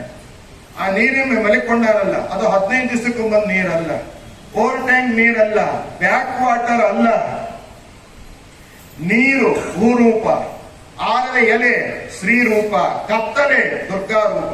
ಹಾಗಾಗಿ ಪ್ರಳಯ ಕಾಲದಲ್ಲೂ ಕೂಡ ಶ್ರೀ ಭೂ ದುರ್ಗಾ ರೂಪದಿಂದ ಸೇವೆಯನ್ನ ಮಾಡ್ತಾಳೆ ಮಹಾಲಕ್ಷ್ಮೀ ದೇವಿ. ಆದ್ದರಿಂದಲೇ ಏನಾಗಲ್ಲ ಅಂತ ಕೇಳಿದ್ರೆ, ನೀರಿನ ಮೇಲೆ ಎಲೆ ಮೇಲೆ ಸ್ವಾಮಿ ಮಲ್ಕೊಂಡಾನೆ, ಆದ್ರಿಂದ ಮುಳುಗಿಲ್ಲ. ಯಾಕೆ ಅದು ಲಕ್ಷ್ಮ್ಯಾತ್ಮಕವಾದದ್ದು. ಮನೆಗೆ ಹೋಗ್ರಿ, ಈಗೆಲ್ಲ ಮುಗಿದ ಮೇಲೆ ಹೋದ ಮೇಲೆ ಏನ್ ಮಾಡ್ರಿ, ಒಂದು ಎಕ್ಸ್ಪೆರಿಮೆಂಟ್ ಮಾಡಿ ನೋಡ್ರಿ. ಏನು ಎಕ್ಸ್ಪೆರಿಮೆಂಟ್ ಮಾಡ್ರಿ, ದೊಡ್ಡ ಹರವಿ ತುಂಬಾ ನೀರ್ ತುಂಬ್ರಿ. ನೀರು ತುಂಬ ಏನ್ ಮಾಡ್ರಿ, ಅದ್ರ ಮೇಲೆ ಒಂದು ಎಲೆ ಹಾಕ್ರಿ, ಬಾಳೆ ಎಲೆ ಮುಕ್ಕೆಲೆ ಹಾಕ್ರಿ, ಅದ್ರ ಮೇಲೆ ಒಂದು ಇಟ್ಟಂಗಿ ಇಡ್ರಿ. ಏನಾಗತ್ತೆ ಅವಾಗ, ಎಲೆ ಆಚೆದೇನು ಹೋಗುತ್ತೆ, ಇಟ್ಟಂಗಿ ಮುಳುಗಿ ಹೋಗುತ್ತೆ. ಆದ್ರೆ ನಮ್ಮ ಸ್ವಾಮಿ ಏನ್ ಮಾಡಿದ್ದಾನೆ, ಆಲದ ಎಲೆ ಮೇಲೆ ಮಲಿಕೊಂಡಿದ್ದಾನೆ, ನೀರಿನ ಮೇಲೆ ಆಲದ ಎಲೆ, ಅವಾಗ ಏನಾಗಿಲ್ಲ, ಎಲೆ ಆಚೆ ಸರಿದು ಹೋಗಿಲ್ಲ, ಸ್ವಾಮಿ ಮುಳುಗಿಲ್ಲ. ಅಂದ್ರೆ ಆ ನೀರು ಎಂತಹ ನೀರು, ಆಲದ ಎಲೆಯಂಥ ನೀರು. ಹೋಗ್ಲಿ, ಆಲದ ಎಲೆ ಪ್ರಮಾಣೀಯಸ್ತದೆ, ಆಲದ ಎಲೆ ಪ್ರಮಾಣೀಯಸ್ತದೆ. 10 ಲಕ್ಷ ಯೋಜನ ವಿಸ್ತಾರವಾದ ಆಲದ ಎಲೆ. ಆ 10 ಲಕ್ಷ ಯೋಜನ ವಿಸ್ತಾರವಾದ ಆಲದ ಎಲೆ ಮೇಲೆ ಸ್ವಾಮಿ ಏನ್ ಮಾಡಿದ್ದಾನೆ ಅಂತ ಕೇಳಿದ್ರೆ, ಕೂಸಿನ ರೂಪದಿಂದ ಮಲ್ಕೊಂಡಾನೆ. ತಮದ್ಭುತಂ ಬಾಲಕ ಮಂಬುಜೇಕ್ಷಣ ಅಂತಹ ಸ್ವಾಮಿ ಭಾಗವತದಲ್ಲಿ ಹೇಳುವ ಹಾಗೆ ಮಲಿಕೊಂಡಾನೆ. ತಮದ್ಭುತಂ ಬಾಲಕ ಮಂಬುಜೇಕ್ಷಣಂ ಚತುರ್ಭುಜಂ ಶಂಖ ಗದಾದ್ಯುಧಾಯುಧಂ ಶ್ರೀವಸ್ತಲಕ್ಷ್ಮಂ ಕಲಶೋಭೆ ಕೌಸ್ತುಭಂ ಮಹಾರ ವೈಡೂರ್ಯ ಕಿರೀಟ ಕುಂಡಲತ್ವಿಷಾ ಪರಿಶ್ವತ್ತ ಸಹಸ್ರ ಕುಂಡಲಂ ಉದ್ದಾಮ ಕಚ್ಚಂಗದ ಕಂಕಣಾದಿಭಿಃ ವಿರೋಚಮಾನಂ ವಸುದೇವ ಐಕ್ಷತ್. ಹೀಗೆ ಭಗವಂತ ಮಲಿಕೊಂಡ. ಕರಾರವಿಂದೇನ ಪದಾರವಿಂದಂ ಮುಖಾರವಿಂದೇ ವಿನಿವೇಶಯಂತಂ ವಟಸ್ಯ ಪತ್ರಸ್ಯ ಪುಟೇಶಯಾನಂ ಬಾಲಂ ಮುಕುಂದಂ ಮನಸಾ ಸ್ಮರಾಮಿ. ಬಾಲ ಮುಕುಂದರಾಗಿ ಮಲ್ಕೊಂಡಾನೆ. ಹಾಗೆ ಶ್ರುತಿ ತತಿಗಳಿಗೆ ಅಭಿಮಾನಿ ಅಂದ್ರೆ, ಶ್ರುತಿ ಅಂದ್ರೆ ವೇದಗಳು, ಅವುಗಳ ತತಿ ಅಂದ್ರೆ ಸಮೂಹ. ಅಂತಹ ಅನಂತವಾದ ವೇದಗಳ ರಾಶಿಗೆ ಅಭಿಮಾನಿಯಾದ ಲಕ್ಷ್ಮೀದೇವಿ ಅನಂತ ರೂಪಗಳಿಂದ ಉಪಾಸನೆಯನ್ನ ಮಾಡ್ತಾಳೆ. ಒಂದು ರೂಪದಿಂದ ಏನ್ ಮಾಡ್ತಾಳೆ ಗೊತ್ತಾ, ಹೀಗೆ ನೋಡ್ತಾ ಇದ್ದಾಳಂತೆ. ಪರಮಾತ್ಮ ಎಷ್ಟು ರೂಪ ತಗೊಳ್ತಾನೆ ಅಂತ ನೋಡ್ತಾ ಇದ್ದಾಳೆ. ಒಂದು ರೂಪ ಅದಕ್ಕೆ ಮೀಸಲಂತೆ. ಇವಾಗ ಮನೆ ವಾಸ್ತುಶಾಂತಿ ಮಾಡ್ತಿರಿಲ್ಲೋ, ವಾಸ್ತುಶಾಂತಿ ಮಾಡಿದಾಗ ಮನೆ ತುಂಬಾ ಲೈಟ್ ಹಾಕಿರೋದು ಹೊರಗೆ ಅದೇನಾಗುತ್ತೆ, ಒಮ್ಮೆ ಕಪ್ಪಾಗತ್ತೆ, ಒಮ್ಮೆ ಕೆಂಪಾಗೋದು, ನೀಲಿ ಆಗ್ತದೆ, ಒಮ್ಮೆ ಹಳದಿ ಆಗ್ತದೆ. ಹೌದಲ್ಲೋ, ಈ ಸುಡುಗಾಡ ಒಂದು ಲೈಟ್ಗೆ ಇಷ್ಟು ಬಣ್ಣ ಬದಲಾಗ್ತಾವಂದ್ರೆ ನಮ್ಮ ಸ್ವಾಮಿ ಎಷ್ಟು ಅನಂತ ರೂಪಗಳನ್ನು ತಗೊಳ್ತಾನೆ. ಆ ಅನಂತ ರೂಪಗಳನ್ನು ನೋಡ್ತಾ ನೋಡ್ತಾ ಬಗೆ ಬಗೆಯ ನೂತನವ ಕಾಣುತ್ತಾ ಮಿಗೆ ಹರ್ಷದಿ ಪಗಡಿ ಹೇಳುತ್ತೆ. ಇದಕ್ಕೇನೆ ಒಂದು ರೂಪ ಇಟ್ಟು ಬಿಟ್ಟಾಳಂತೆ. ಇದು ನೋಡೋದಕ್ಕೆ ಒಂದು ರೂಪ ಇಟ್ಟ. ಎಂತಹ ಪುಣ್ಯಶಾಲಿಗಳು. ಇದು ಒಂದು ರೂಪ ಆದ್ರೆ ಇನ್ನೊಂದು ರೂಪದಿಂದ ಏನ್ ಮಾಡ್ತಾಳೆ, ಅನಂತ ವೇದಗಳನ್ನ ಅನಾದಿ ಕಾಲದಿಂದ ವೇದವನ್ನ ಪಾರಾಯಣ ಮಾಡ್ತಾ ಇದ್ದಾಳೆ. ಇನ್ನೊಂದು ರೂಪದಿಂದ ಏನ್ ಮಾಡ್ತಾಳೆ, ಅಪಾರ ಮೌಳಿಕಯಂತ್ರವಾಗಿ ಗುಣಗಳನ್ನು ಎಣಿಸ್ಲಿಕ್ಕೆ ಶುರು ಮಾಡಿದ್ಲು. ಅವನ ಗುಣ ಎಣಿಸ್ಲಿಕ್ಕಿನ ಅವನ್ ದುಡ್ಡೇ ಎಣಿಸ್ಲಿಕ್ಕೆ ಆಗುದಿಲ್ಲ. ತಿರುಪತಿಗೆ ಬರ್ರಿ, ಅವನ್ ದುಡ್ಡೇ ಎಣಿಸ್ಲಿಕ್ಕೆ ಆಗುದಿಲ್ಲ. ಮುಂಜಾನೆ ಪಾಡಿಯವರು ಬೇರೆ, ಮಧ್ಯಾಹ್ನ ಪಾಡಿಯವರು, ಸಂಜೆನ ಪಾಡಿಯವರು, ಹೀಗೆ ಅವನ್ ದುಡ್ಡೇ ಎಣಿಸ್ಲಿಕ್ಕೆ ಆಗಲ್ಲ ಅಂದ ಮೇಲೆ ಅವನ ಗುಣಗಳನ್ನ, ಅವನ ರೂಪಗಳನ್ನ ಎಣಿಸೋದಕ್ಕೆ ಸಾಧ್ಯವಿದೆ ಇಲ್ಲ. ಆದ್ದರಿಂದ ಏನ್ ಮಾಡಿದ್ರು, ಭಗವಂತನ ಗುಣಗಳ ಪ್ರಾಂತಗಾಣದೆ ಭಗವಂತನಿಗೆ ಆಭರಣವಾದಳು ಅಂತ ಸರ್ವ ಪ್ರತೀಕ ಸಂಧಿಯಲ್ಲಿ ಹೇಳ್ತಾರೆ. ಭಗವಂತನ ಗುಣಗಳನ್ನು ಎಣಿಸ್ಲಿಕ್ಕಾಗದೇನೆ ಕೊನೆಗೇನಾದ್ಲು, ಭಗವಂತನ ಗುಣಗಳಿಗೆ ಆಭರಣವಾದಳು. ಅವನ ದೇಹದ ಮೇಲೆ ಹಾರ ಕೇವರ ಪೀತಾಂಬರಾಗಿ ಅವಳೇ ಅವನ ದೇಹದ ಮೇಲೆ ನಿರಂತರ ದರ್ಶನ ತಗೊಳ್ಳಿ. ಇಂತಹ ಲಕ್ಷ್ಮೀ ದೇವಿಯಿಂದ ಉಪಾಸಿತನಾದ ಸ್ವಾಮಿ. ಇದನ್ನು ತಿಳ್ಕೊಳ್ರಿ, ಇಂತಹ ಲಕ್ಷ್ಮೀ ದೇವಿಯಿಂದ ಸಾವಿರ ಸಾವಿರ ಸಾವಿರ ರೂಪಗಳಿಂದ ಸ್ತೋತ್ರವನ್ನು ಮಾಡ್ತಾಳೆ. ಬ್ರಹ್ಮಾದಿ ದೇವತೆಗಳು ಅಂಧ ರೂಪದಿಂದ ಸ್ತೋತ್ರ ಮಾಡ್ತಾರೆ. ಅಂತವರ ಸ್ತೋತ್ರವನ್ನು ಕೇಳಲಿಕ್ಕೂ ಕುರಿಸುತ್ತಿರುತ್ತೋ ಇಲ್ಲೋ. ಆದರೆ ದಾಸರಲ್ಲಿ ಹೇಳೋದೇನು ಅಂತ ಕೇಳಿದ್ರೆ, ಸ್ತುತಿಗಾರೆ ಪ್ರತಿ ದಿವಸ ತನ್ನಂಗ್ರಿ ಸೇವಾರತ ಮಹಾತ್ಮರಿಗೆ, ಯಾರು ಇಷ್ಟೆಲ್ಲ ಅನಂತ ವೇದ ಪ್ರತಿಪಾದ್ಯರಾಗಿದ್ದರೂ ಕೂಡ ಯಾರು ಬಿಟ್ಟು ಬಿಡದೆ ಪ್ರತಿ ದಿವಸ ವಿಷ್ಣು ಸಹಸ್ರನಾಮ, ಲಕ್ಷ್ಮೀ ಶೋಭಾನ, ಪದ್ಮನಾಮ ಇದೆಲ್ಲ ಪಾರಾಯಣ ಮಾಡ್ತಾರೆ, ಅಂತವರ ಸಂಸ್ತುತಿಗೆ ವಶನಾಗುವ ಅಂತ ಹೇಳ್ತಾರೆ. ಇದೇ ಅವನ ಕಾರುಣ್ಯ, ಇದೇ ಅವನ ಕರುಣಾಸಂಧಿ. ಸಂಸ್ತುತಿಗೆ ವಶನಾಗುವ ಅಂತ ಹೇಳ್ತಾರೆ. ಸಂಸ್ತುತಿ ಅಂದ್ರೆ ನಾವು ಮಾಡೋದು ಸ್ತುತಿ ಆಗಬಾರ್ದು, ಸಂಸ್ತುತಿ ಆಗ. ಏನು ವಿಶ್ವಂ ವಿಷ್ಣು ಸತ್ಕಾರೋ ಗೌತಮ ಭೂತ್ಗುರು ಭೂತಭೂತ್ಭಾವೋ ಭೂತಾತ್ಮ ಭೂತ್ಭಾವನಃ.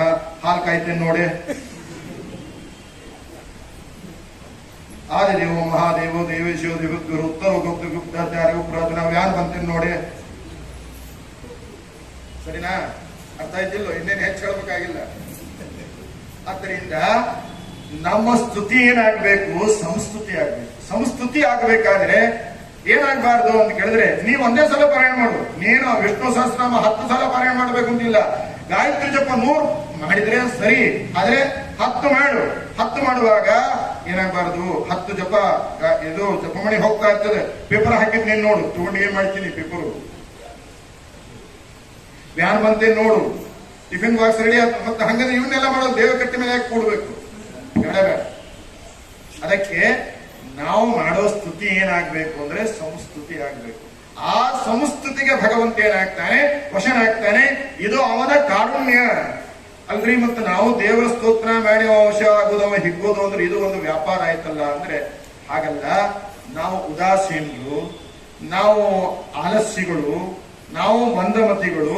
ಸ್ತೋತ್ರ ಮಾಡು ಅಂತ ಹೇಳಿದ್ರೆ ಮಾಡೋರು ನಾವು, ಇಲ್ಲ ಅಂದ್ರೆ ಸ್ವಾಭಾವಿಕ ನಾವೇ ಮಾಡಲ್ಲ ಅನ್ನೋದಕ್ಕೋಸ್ಕರವಾಗಿ ಭಗವಂತ ಏನ್ ಮಾಡ್ತಾನೆ ಅಂದ್ರೆ, ಮಕ್ಕಳು ಬಾಲಕನ ಕಲಭಾಷೆ ಕೇಳಿ ಜನನೇ ಸುಖ ಕೊಡುವಂತೆ ಅಂತ ಹೇಳಿದ ಹಾಗೆ ನಾವು ಮಾಡುವ ಸ್ತೋತ್ರವನ್ನು ಕೇಳಿ ಭಗವಂತ, ನಮ್ಮ ಸ್ತೋತ್ರದಿಂದ ಅವನಿಗೆ ಏನೂ ಆಗಬೇಕಾಗಿಲ್ಲ, ಆದರೆ ಸ್ತೋತ್ರವನ್ನ ಮಾಡೋದರಿಂದ ಭಗವಂತ ನಮಗೇನು ಕೊಡ್ತಾನೆ ಅಂತ ಕೇಳಿದ್ರೆ ಅದ್ಭುತವಾದ ಆನಂದವನ್ನು ಕೊಡ್ತಾನೆ. ನಮ್ಮ ಪಾಪ ತಾಪ ಕೊಡ್ತಾನೆ. ನಮ್ಗೆ 3 ಇದೆ. 3 ಇದೆ. ನಮಗೆ 3 ಪರಿಹಾರ ಆಗ್ಬೇಕು. ಯಾವುದು? ಪಾಪ, ತಾಪ, ಶಾಪ. 3 ಇದೆ. 3 ಪರಿಹಾರ ಆಗ್ಬೇಕು. ಅಚ್ಚರ ನಮಗೇನು ಶಾಪ ಇಲ್ರಿ? ಯಾರು ಶಾಪ ಕೊಟ್ಟಿಲ್ಲ ನಮಗೆ. ಪರೀಕ್ಷಿತ ರಾಜಾಗ ಯಾರು ಶಾಪ ಕೊಟ್ಟಿದ್ರು? ಶೃಂಗಿ ಶಾಪ ಕೊಟ್ಟಿದ್ದ. ಇಂದ್ರದ್ಯುಮ್ನ ಮಹಾರಾಜನಿಗೆ ಅಗಸ್ತ್ಯ ಋಷಿಗಳು ಶಾಪ ಕೊಟ್ಟಿದ್ರು. ಹಾಗೆ ನಮಗೆ ಯಾರು ಶಾಪ ಕೊಟ್ಟಿಲ್ರಿ. ನಾವು ತುಂಬಾ ಒಳ್ಳೆಯವ್ರೆ, ಹೌದು, ನಾವೆಲ್ಲಿಲ್ಲಂತೆ ಒಳ್ಳೆಯವರಂತೆ ಅಂತೆ. ಆದ್ರೆ ನಮ್ಗೆ ಶಾಪ ಪ್ರತಿ ದಿವಸ. ಏನು ಅಂದ್ರೆ, ಸೂರ್ಯೋದಯಕ್ಕಿಂತ ಮುಂಚೆ ಎದ್ರೆ ಶಾಪ ಇಲ್ಲ, ಸೂರ್ಯೋದಯ ಆದ ಮೇಲೆ ಎದ್ರೆ ಸೂರ್ಯನ ಶಾಪದಿಂದಲೇ ಹೇಳ್ತೀವಿ. ಹಾಗಾಗಿ ನಮಗೆ ಶಾಪವೂ ಇದೆ, ತಾಪವೂ ಇದೆ, ಪಾಪವೂ ಇದೆ. ಹಾಗಾಗಿ ಈ 3 ಏನಾಗುತ್ತೆ ಅಂದ್ರೆ ಹರಿಕಥಾಮೃತ ಸಾರವನ್ನು ಪಾರಾಯಣ ಮಾಡೋದರಿಂದ ಪರಿಹಾರವಾಗ್ತಾ ಇದೆ ಅಂತ ಹೇಳ್ತಾ ಎಲ್ಲ ಶ್ಲೋಕ ಹೇಳಲ್ಲ. ಮುಂದೆ ಹೋಗೋಣ. ಏನಾಯ್ತು? ಮನ ವಚನಕ್ಕೆ ಅತಿ ದೂರ, ಮನ ವಚನಕ್ಕೆ ಅತಿ ದೂರ, ನೆನೆವವರ ಅನುಸರಿಸಿ ತಿರುಗುವವ, ಜಾಹ್ನವಿ ಜನಕ ಜನರೊಳಗಿದ್ದು ಜನಿಸುವ ಜಗದುದರತಾನು, ಘನ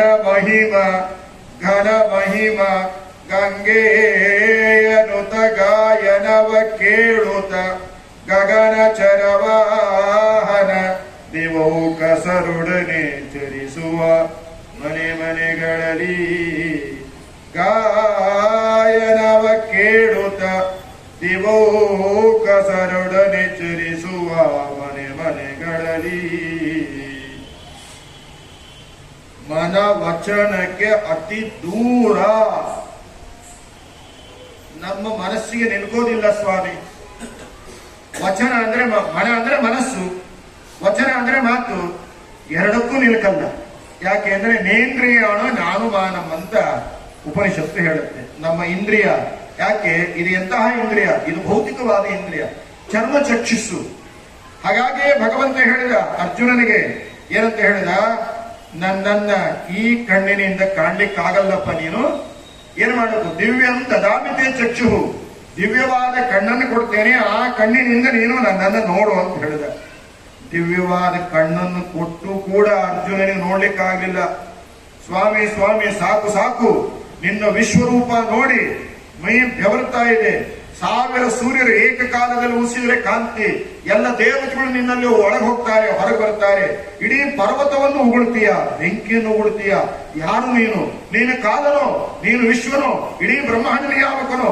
ಯಾರು ನೀನು ಅಂತ ಅರ್ಜುನ ಗಾಬರಿಯಾಗಿ ಕೊನೆಗಂತಾನೆ, ಉಪಸಂಹಾರ ವಿಶ್ವಾತ್ಮನ್, ಸಾಕು ಸಾಕು ವಿಶ್ವಾತ್ಮ, ನಿನ್ನ ಈ ರೂಪವನ್ನ ಮರೆಮಾಚು, ನನಗೆ ಈ ವಿಶ್ವರೂಪ ಬೇಡ.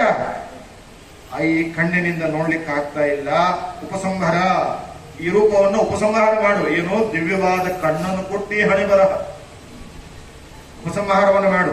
ಆ ವಿಶ್ವರೂಪಿಯಾದ ಕೃಷ್ಣ ನನಗೆ ಬೇಡ, ನನ್ನ ರಥದ ಸಾರಥಿಯಾದ, ನನ್ನ ಜೀವನದ ಸಾರಥಿಯಾದ ಕೃಷ್ಣನೇ ನನಗೆ ಬೇಕು ಅಂತಾನೆ.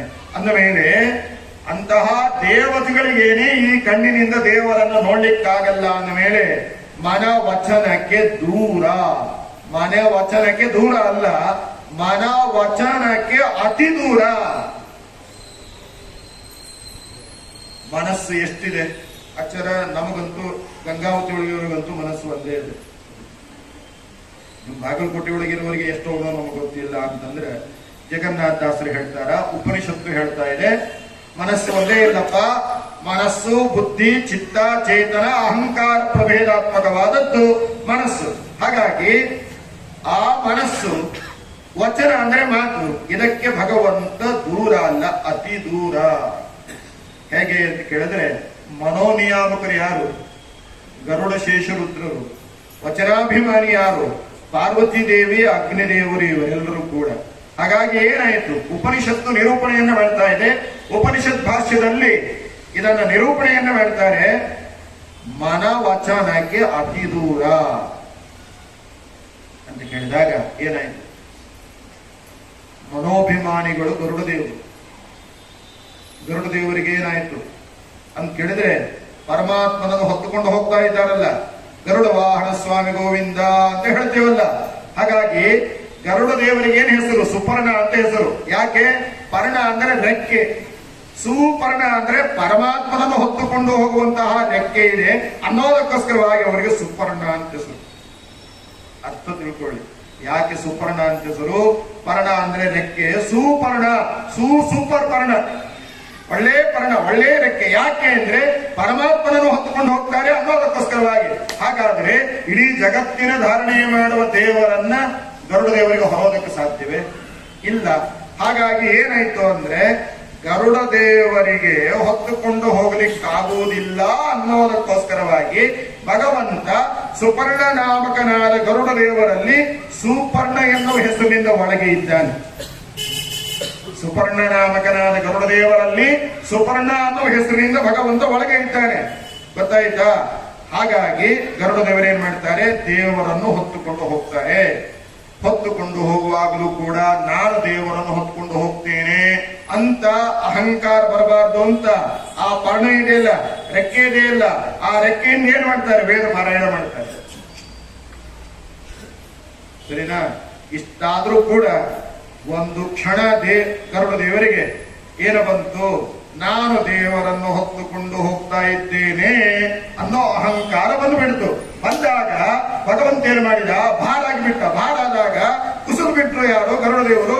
ಕಾಲೆಲ್ಲ ಜಜ್ಜು ಹೋಯ್ತು. ಹಾಗಾದ್ರೆ ವಾಯುದೇವರನ್ನು ಬಿಟ್ರೆ ಇನ್ನೆಲ್ಲಾ ದೇವತೆಗಳಿಗೂ ಕೂಡ ಮೂಲ ರೂಪದಲ್ಲೋ ಅವತಾರ ರೂಪದಲ್ಲೋ ಏನಾಗುತ್ತೆ, ಕಿಂಚಿತ್ ಕ್ಷಣಕಾಲ ವ್ಯತ್ಯಾಸ ಆಗುತ್ತೆ. ಹಾಗಾಗಿ ಗರುಡ ದೇವರು ಏನ್ ಮಾಡಿದ್ರು ಅಂತ ಕೇಳಿದ್ರೆ ಈ ರೀತಿಯಾದ ಅಜ್ಞಾನಕ್ಕೆ ಒಳಗಾಗಿ ಬಿಟ್ರು. ಆಯ್ತಾ? ಆಮೇಲೆ ಯಾರು ಬಹುರಮ್ಯವಾಗಿದೆ ಶ್ರೀ ಹರಿಯ ಮಂಚ, ಯಾರು? ಶೇಷದೇವರು.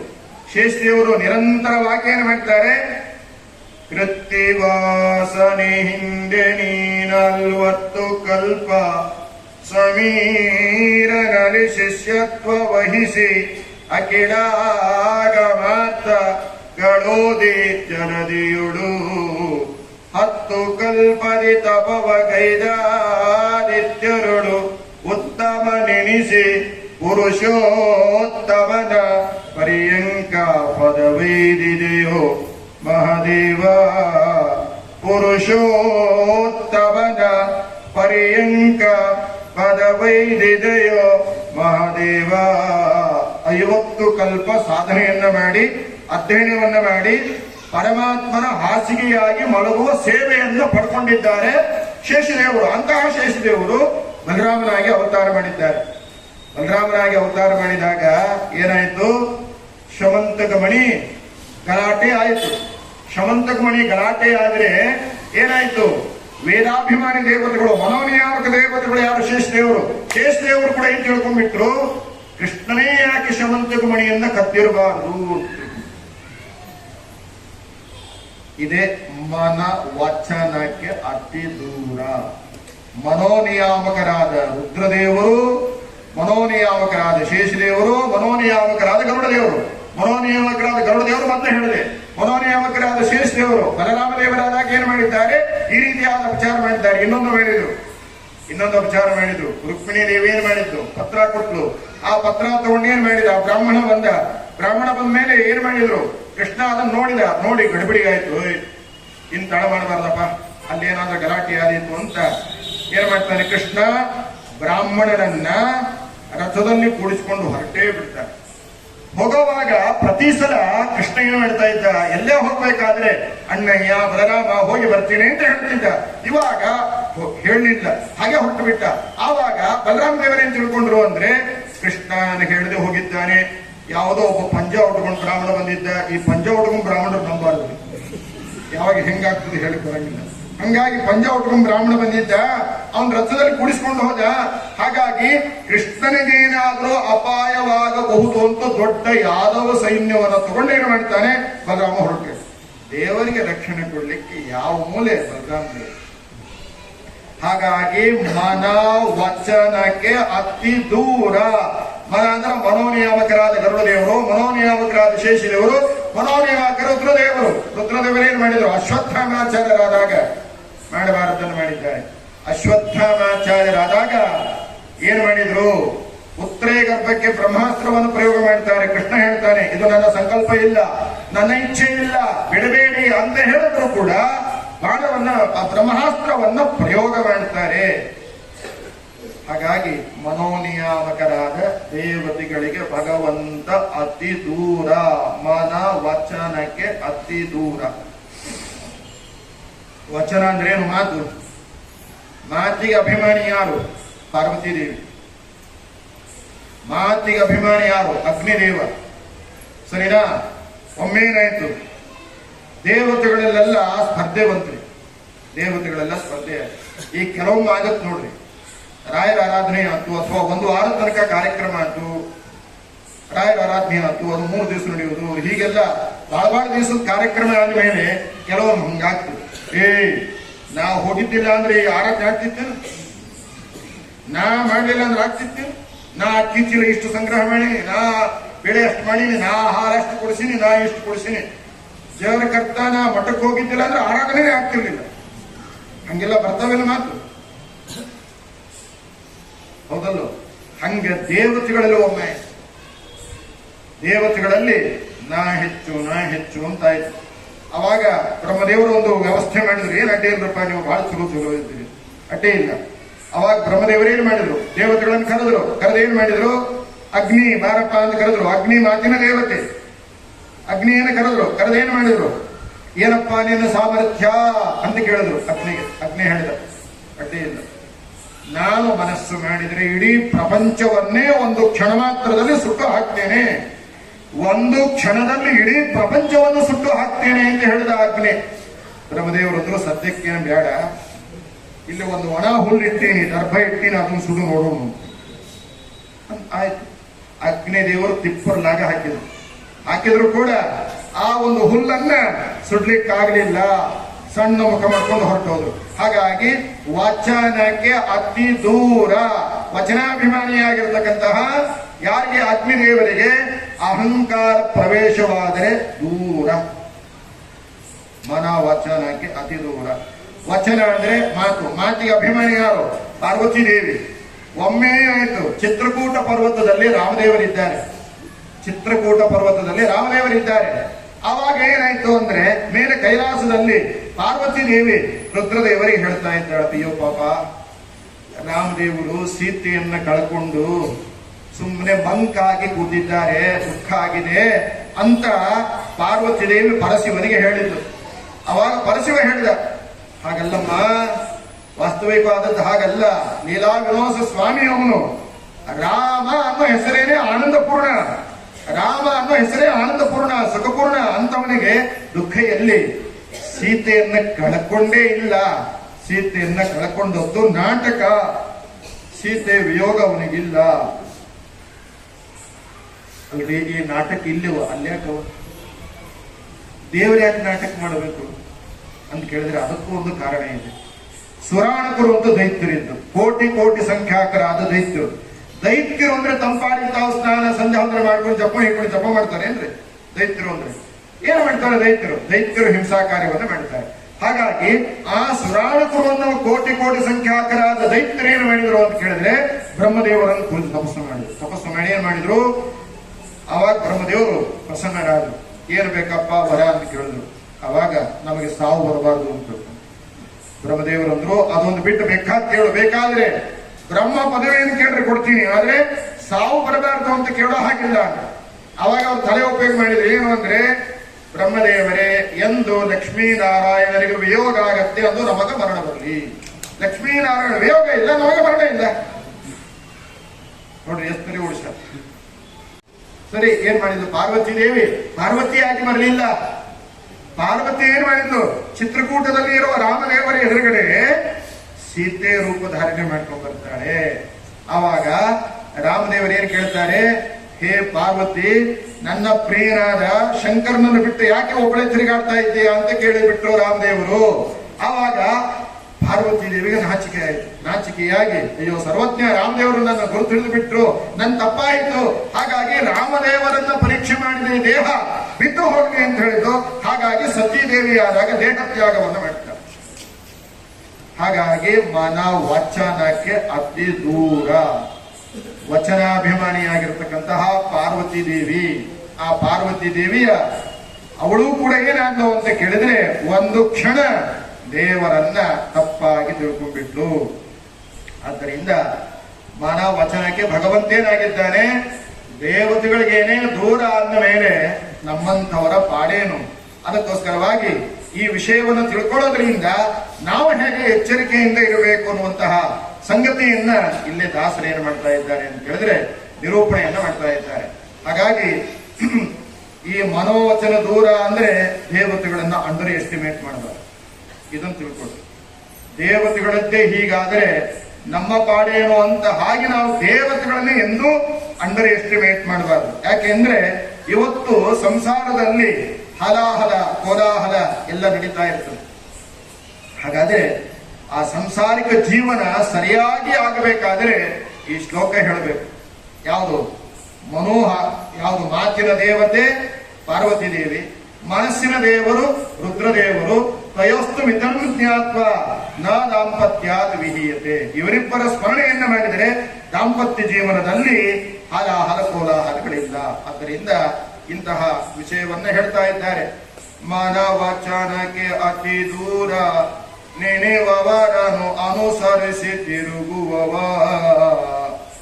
ಯಾರು ನನ್ನ ಸ್ಮರಣೆ ಮಾಡ್ತಾ ಇದ್ದಾರೆ, ನಿರಂತರವಾಗಿ ಭಕ್ತಿಯಿಂದ ಉಪಾಸನೆಯನ್ನ ಮಾಡ್ತಾರೆ, ಅವರನ್ನ ಅನುಸರಿಸಿ ಏನು ಮಾಡ್ತಾರೆ? ತಿರುಗುತ್ತಾನೆ. ಯಾರು ನೆನೆದಿದ್ದಾರೆ, ಯಾರನ್ನ ಅನುಸರಿಸಿ ಭಗವಂತ ತಿರುಗುತ್ತಾನೆ ಅಂತ ಕೇಳಿದ್ರೆ, ಪ್ರಹ್ಲಾದರಾಜರು ಕೂತಾಗ ನಿಂತಾಗ ಆಸೀನಃ ಪರ್ಯಟನ್ನಸ್ನನ್ ಶಯಾನಃ ಪ್ರವಿಪನ್ ಬ್ರುವನ್ ನಾನು ಸಂದತೈತಾನೆ ಗೋವಿಂದ ಪರಿರಂಬಿತ ಎಂಬುದಾಗಿ ಭಾಗವತ ನಮಗೆ ನಿರೂಪಣೆಯನ್ನ ಮಾಡ್ತಾ ಇದೆ. ಹಾಗಾಗಿ ಯಾವಾಗಲೂ ಕೂತಾಗ ನಿಂತಾಗ ಪ್ರಹ್ಲಾದರಾಜರಿಗೆ ಕೂತಾಗ ದೇವರ ನಾಮಸ್ಮರಣೆ, ನಿಂತಾಗ ಮಲಗಿದಾಗ ಆಟ ಆಡುವಾಗ ಊಟ ಮಾಡುವಾಗ ಯಾವ ಕಾರ್ಯವನ್ನ ಮಾಡ್ತಾರೋ ಪ್ರಾತಃ ಪ್ರವೃತ್ತಿ ಸಾಯಾಂತಂ ಸಾಯಾದಿ ಪ್ರಾತರಂ ತಥಾ ಯತ್ಕರೋಮಿ ಜಗನ್ನಾಥ ತದಸ್ತು ತೋಪೂಜನಂ ಅಂತ ಎಲ್ಲ ಕಾಲದಲ್ಲೂ ಕೂಡ ದೇವರ ನಾಮಸ್ಮರಣೆಯನ್ನ ಮಾಡ್ತಾ ತಿರುಗುವವ ಪ್ರಹ್ಲಾದ, ಅವನ ಜೊತೆಗೆ ಇರುವವ ನರಸಿಂಹ. ಹಾಗಾಗಿ ದೇವರು ಎಲ್ಲಿದ್ದಾನೆ ಅಂತ ಕೇಳೋದಲ್ಲ. ಹಾವಿನ ಹೊಂಡದಲ್ಲಿ ಹಾಕಿದ್ರೆ ಅಲ್ಲಿ ದೇವರಿದ್ದಾನೆ ಅಂತ ತಿಳ್ಕೊಂಡ, ಹಾಗಾಗಿ ಹಾವು ಕಚ್ಚಲಿಲ್ಲ. ಸಮುದ್ರದ ಆಳದಲ್ಲಿ ಹಾಕಿದ್ರೆ ಅಲ್ಲಿ ದೇವರಿದ್ದಾನೆ ಅಂತ ತಿಳ್ಕೊಂಡ, ಆದ್ರಿಂದ ಸಮುದ್ರದ ಭೋರ್ಗರತೆ ಏನು ಮಾಡಲಿಲ್ಲ. ವಿಷದ ಹೊಂಡದಲ್ಲಿ ಹಾಕಲಿಲ್ಲ, ವಿಷ ಏನೂ ಮಾಡಲಿಲ್ಲ. ಆನೆ ಕಾಲನ್ನು ತುಳಿಸಿದ, ಏನೂ ಆಗಲಿಲ್ಲ. ಯಾಕೆ? ದೇವರು ಇದ್ದಾನೆ ಅಂತ ಅವನು ತಿಳಿದದ್ದರಿಂದ. ಹಾಗಾಗಿ ಇಲ್ಲಿ ಏನ್ ಹೇಳ್ತಾ ಇದ್ದಾರೆ? ನೆನೆಯುವವರ ಅನುಸರಿಸಿ ತಿರುಗುವ. ಯಾರು ಯಾವಾಗಲೂ ಕೂಡ ಪರಮಾತ್ಮನನ್ನ ಅನುಸಂಧಾನ ಪೂರ್ವಕವಾಗಿ ಸ್ಮರಣೆ ಮಾಡ್ತಾ ಇರ್ತಾರೆ, ಅವರನ್ನ ಅನುಸರಿಸಿರುತ್ತಾನೆ. ಆದ್ದರಿಂದಲೇನೆ ಎಲ್ಲಿದ್ದಾನೆ ದೇವರು ಅಂತ ಕೇಳಿದಾಗ ಎಲ್ಲಾ ಕಡೆ ಇದ್ದಾನೆ. ಎಲ್ಲಾ ಕಡೆ ಇರೋದಾದ್ರೆ ಈ ಕಂಬದಲ್ಲಿ ಯಾಕಿಲ್ಲ? ಕಂಬದಲ್ಲೂ ದೇವರನ್ನು ಕಂಡ. ಹಾಗಾಗಿ ನೆನೆಯುವವರ ಅನುಸರಿಸಿ ತಿರುಗುವ. ಯಾವಾಗಲೂ ದೇವರು ಅವರ ಜೊತೆಗೇನೆ, ಹಿಂದೆ ಮುಂದೆ ಎಡಬಲದಿ ಇಂದಿರೇಶ. ಯಾವಾಗಲೂ ಒಂದು ಕೈಯಲ್ಲಿ ಖಡ್ಗ ಒಂದು ಕೈಯಲ್ಲಿ ಹಲಿಗೆ ಹಿಡಿದುಕೊಂಡು ಯಾವಾಗಲೂ ಕೂಡ ಏನಾಗ್ತಾನೆ? ತಿರುಗ್ತಾ ಇರ್ತಾನೆ. ಅದನ್ನ ದಾಸರು ಹೇಳ್ತಾರೆ, ಯಾರ ಜೊತೆ ಇರ್ತಾನೆ ದೇವರು, ಯಾರಿಗೆ ದೇವರು ಬೇಕಾಗ್ತಾನೆ, ಯಾರಿಗೆ ಯಾವುದರಿಂದ ಸಂತೋಷ, ಭಕ್ತರಿಗೆ ಭಗವಂತನ ನೆನೇ ಸಂತೋಷ.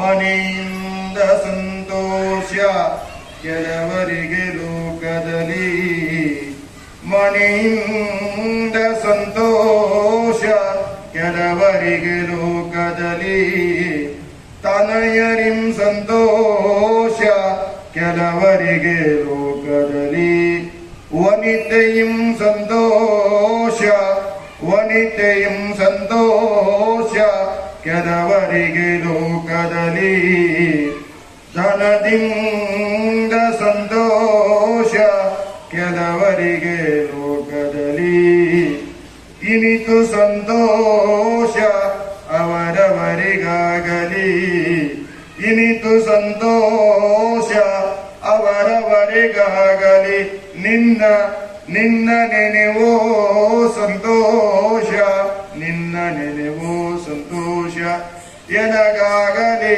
ರಂಗ ವಿಠಲರೆಯ, ನಿನ್ನ ನೆನೆವೋ ಸಂತೋಷ, ಎನಗಾಗಲಿ ರಂಗ ವಿಠಲರೆಯ.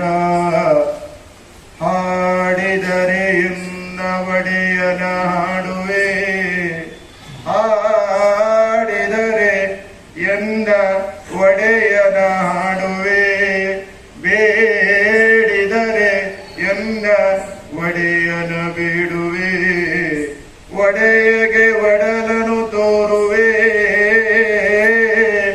ಎನ್ನ ಬಡತನ ಭಿನ್ನಹ ಮಾಡುವೆ, ಒಡೆಯ ಶ್ರೀ ಪುರಂದರ, ಒಡೆಯ ಶ್ರೀ ಪುರಂದರ ವಿಠಲನ ಅಡಿಗಳನ್ನು ಸೇರಿ ಬದುಕುವೆ, ಅಡಿಗಳನ್ನು ಸೇರಿ ಬದುಕುವೆ.